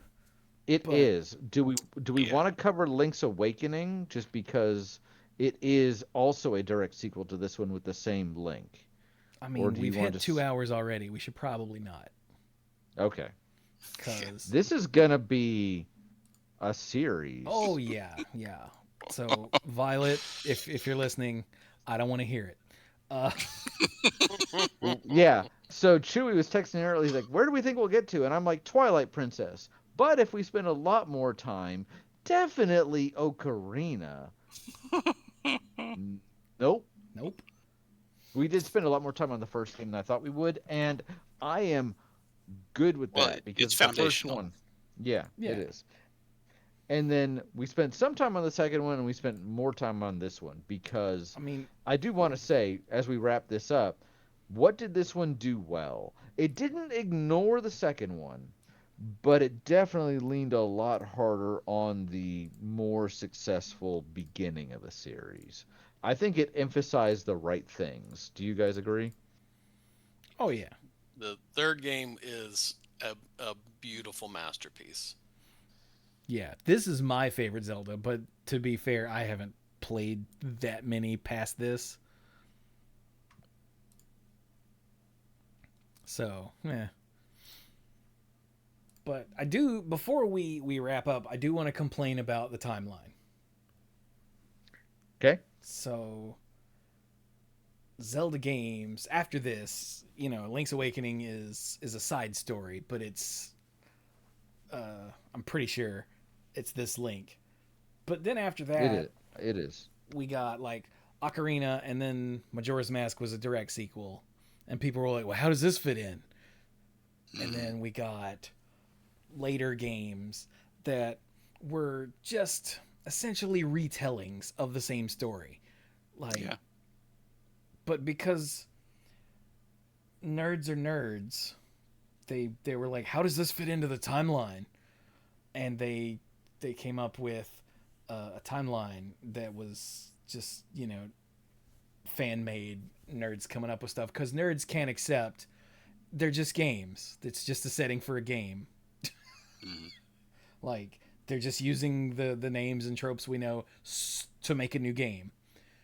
Nerds can't just let that go. There are no instances everything is related all the time.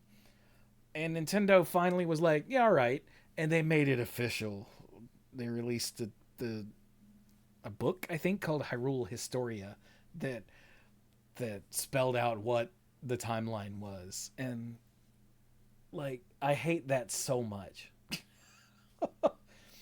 Cuz when you lock stuff into a timeline, you sort of rob yourself of the ability to do whatever the hell you want, because then you're like, well, where does this fit into the time? Well, it can't fit there because that didn't exist yet. Shut up.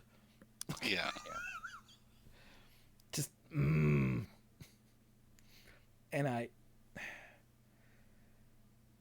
I don't know, it just bothers me that Nintendo decided, oh yeah, we'll make it official because that's what the fans want. No, that's what the nerds want.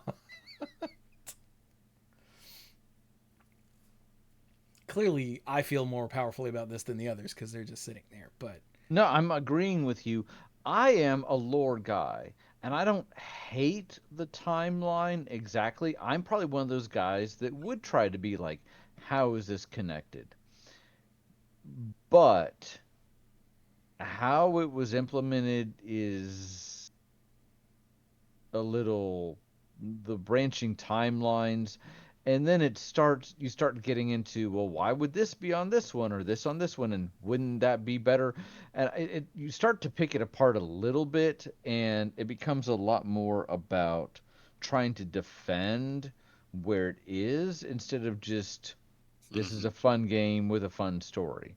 Again, I don't I am one where, because I enjoy creative writing, I love internal consistency. I don't love it when you have like a lot of retcons, but I feel like this is I don't think I agree with Chewie maybe for different reasons, but I don't love the monstrosity that kind of became. Instead of just saying, "Oh, look, here's another Zelda game. It has some of the names you know," and just treating it as its own thing. So, yeah, but we'll like get into why I like that more in future episodes. I really think it should have stayed in the realm of fandom and not become an official thing, because it's dumb. And I know I'm probably in the minority on this, having a deep hatred for the Zelda timeline being an official thing, but I do. And this is my podcast, so you have to listen to me complain about it. Feel free to let me know why I'm wrong, like why it's actually good in the comments, because I never have understood it. Like, and the people that I have complained at about it have been like, yeah, which it could be just to shut me up, like Mike. But so if you think the Yeah. Zelda timeline is like a good idea, please explain it to me, like why it's a good idea, because I'm dying to understand. Other than I, my need, your need for everything to be connected for some reason. I think it's an interesting lore side. I thought it was interesting because typically I think most what I had heard was there was just two separate timelines, and everyone kind of agreed that Ocarina of Time was the split. But when they threw in a third, I think that put a lot of people into a loop. And the people are just trying to figure out, because you're like in Wind Waker, you're kind of thrown into a world. It's like there's a water world and there used to be Hyrule, and everyone's like, wow, what caused that? And so there kind of is a need to explain how you got from point A to point B. In that, I do also agree that No the dying. the games, based on what was the creators talked about, is it the Link gets his name because there's a link between, like, the Link we play is linked to each game because his goal is to defeat Ganon and so on and so forth. But not that, like a story, like a history kind of thing. It is interesting that it kind of says, this leads to this. This is where there's similarity and everything. But if you're looking at it from, the Kakariko Village is in the same place it's always been. Mount Doom is always in this spot, and oh, we can maybe tectonic activities, and to look at it and be like, to say, oh, the map changed in this way and everything. That is definitely splitting some hairs. But story wise, it is kind of neat to go, you know, like in Majora's Mask, and when we get to Twilight Princess, why that storyline is a thing. That does kind of explain why that line is very short and why certain things happen in that game. To have a story, to have a history to it. I will say that with the last two games, from what I can tell, they're just like in Chewie's case, where he's like, I don't like this. The last two games are like, you know what, you're right. We're not going to worry about this anymore, and then just sort of went off on their own journey. Yeah, And they're like, according. we're leaving the Historia that's set in stone. Here are the games it falls to. We're going in this direction. You guys can, nerds, go at it, argue it. We're going to go this way. Follow along if you want. We're leaving this behind. It is history. Yeah, I'm looking at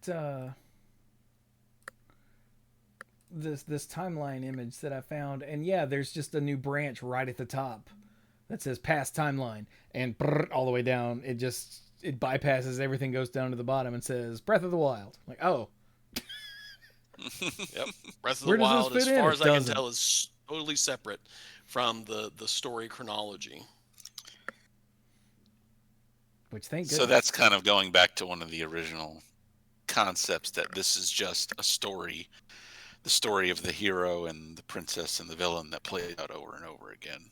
Yeah. And if a game is a sequel to a previous game, then they're a sequel. They're a direct Yeah. sequel.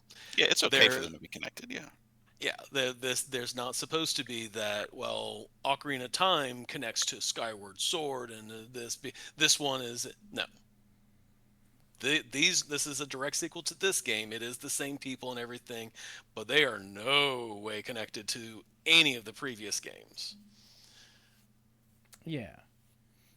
And like essentially the first three instances of The Legend of Zelda had a direct sequel. Like Zelda 1 and 2 go together. Link to the Past and Awakening go together. Ocarina and Majora's Mask go together, but they're all separate. Each pair is separate from the others, and that's fine. It doesn't all have to be. Anyway. Mm-hmm. Into the Spider-Verse has ruined us all.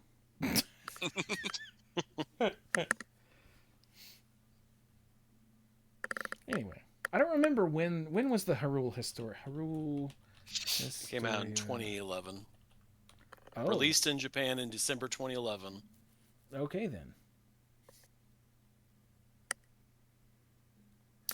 That's good lord. That's so old now. Wow. 15. Okay. We're recording, for anyone listening in the future, we're recording this in 2026. So,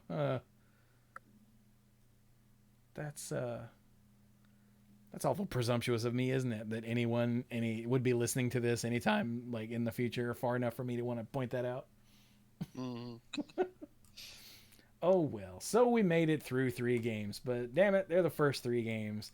It'll pick up speed as we go. Probably. Yeah, because we're going to move into games that we do not know. Yeah, that only Brian has played, and we'll be like, Brian, no one cares. Shut up. Next game. No one gives a damn about Spirit Tracks. But Choo Choo. I do like the Choo Choo. Anyway, let's final thoughts. All right. So I'm glad you guys enjoyed this topic. I had a feeling that we might be, given our treatment of the Castlevania series in the past. Apparently, we covered Castlevania over a year ago, a year and a half ago, which just is kind of blowing my mind. Yeah. But I've always enjoyed the Zelda series, and I'm looking forward to continuing this conversation with us in the future. On a personal level, the stuff that was going on with my eye is pretty much all cleared up. I still see just a little bit.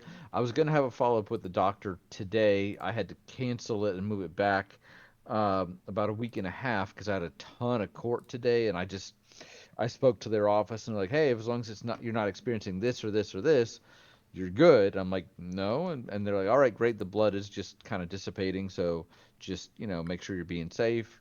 Cool. Work has been insane this week, but I'm hoping to enjoy a rousing, kind of maybe a little longer than usual session of D&D this weekend, and we'll see how it goes, and we'll see who all survives. So, professionally, very busy. Personally, doing okay. Medically, still looking forward to having perfect vision in my right eye, but things are looking a lot better.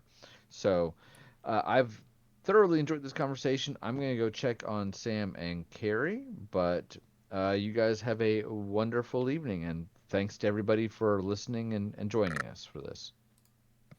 He's not even staying till the end. I'm not staying until the end this time because Carrie needs help with something. I will say, hey, listen. No, that's the next one. Well, for me,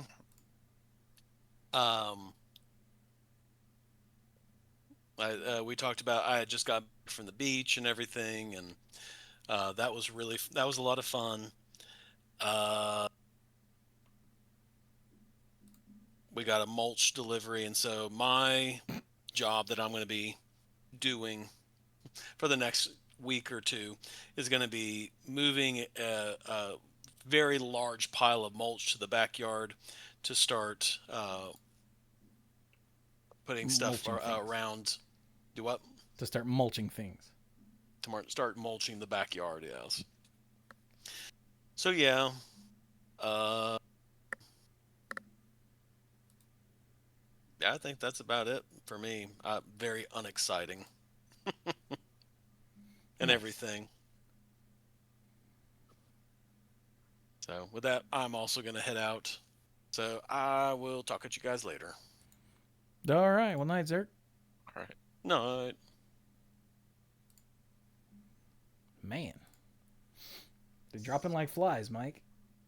Yeah. I can stick around though. Yeah, lately I've just been kept busy with so many things need. Okay, the worst part of things that need following up is when they need following up because they weren't done right the first time. And I feel called out. no. This isn't. This is about work.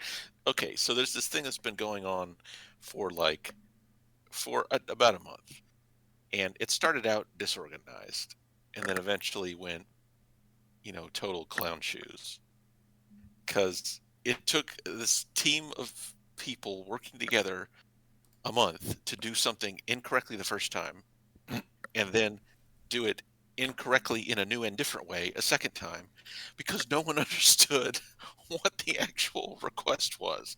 Like, not me, not legal, not the transportation team. It's like maybe account management and operations understood, but they didn't explain it very well to the rest of us. So it's like it's finally figured out, and I think it's all done and ready to turn in tomorrow, but it should not have taken this long. Good Lord. I mean, I know it didn't help that like the entire transportation team leadership was traveling for weeks doing this super complicated multi-site startup, like 6 or 7 different cities starting up at the same time. But this is like, why were we not able to figure it out the first time? Bad at this game, Mike. Yeah, we were.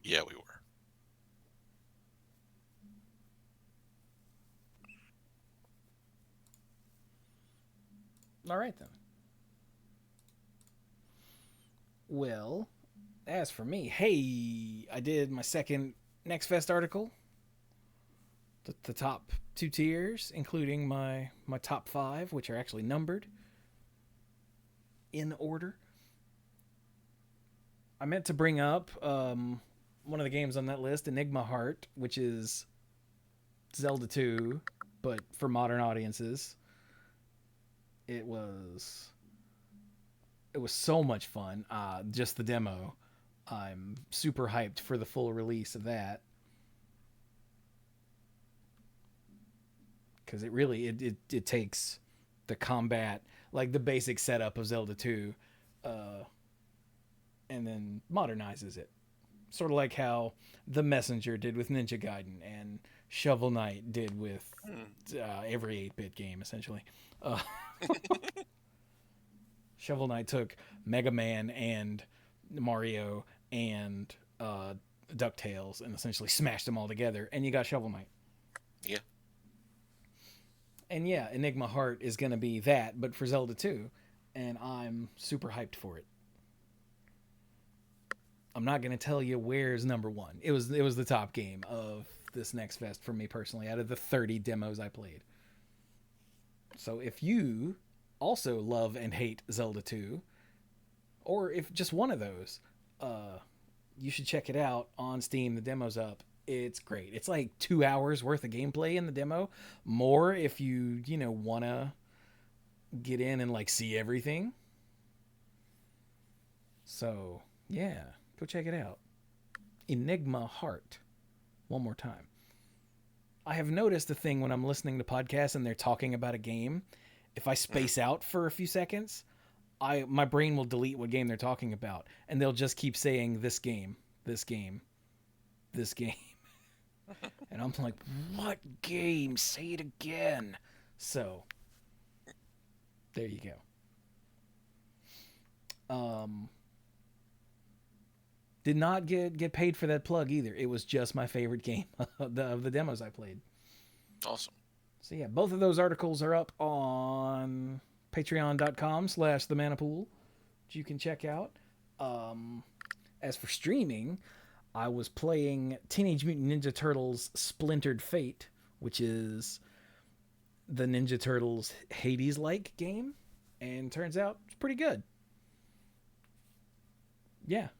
It's not, up to the standard of Hades 1 and 2, which are so good, like masterpiece tier. But if you like the Ninja Turtles and you're itching for more Hades-ish gameplay, then, you know, it goes on sale on Steam for like $7-8. I picked it up for, I think it was $2.99 on a sale a while back, which is the only reason I bought it, because I was like, it's $3. Even if it sucks, it's $3. Like, Yeah. I would spend that on ice cream that I would just shove directly into my face and then forget about. So, yeah, that's Splintered Fate. And also, I played Power Wash Simulator 2, which it turns out is more Power Wash Simulator, but with some, you know, some changes. They redid how soap works, so soap isn't pointless. So that's nice. You got new tools. You can pet the kitties. Cool. There are still gnomes, so that's a problem. Oh, and now you can buy furniture and stuff for your brand new office, and you have to clean it because everything everywhere is always filthy in this world. So anytime you buy a new piece of furniture, you got to clean it, and then you can like design your office, which is cool. So yay. But I won't be doing any streaming of those for a little while because the hard drive, it's an, I don't know the proper term. It's an M.2 drive or it's an NVMe drive. They're both. I don't know.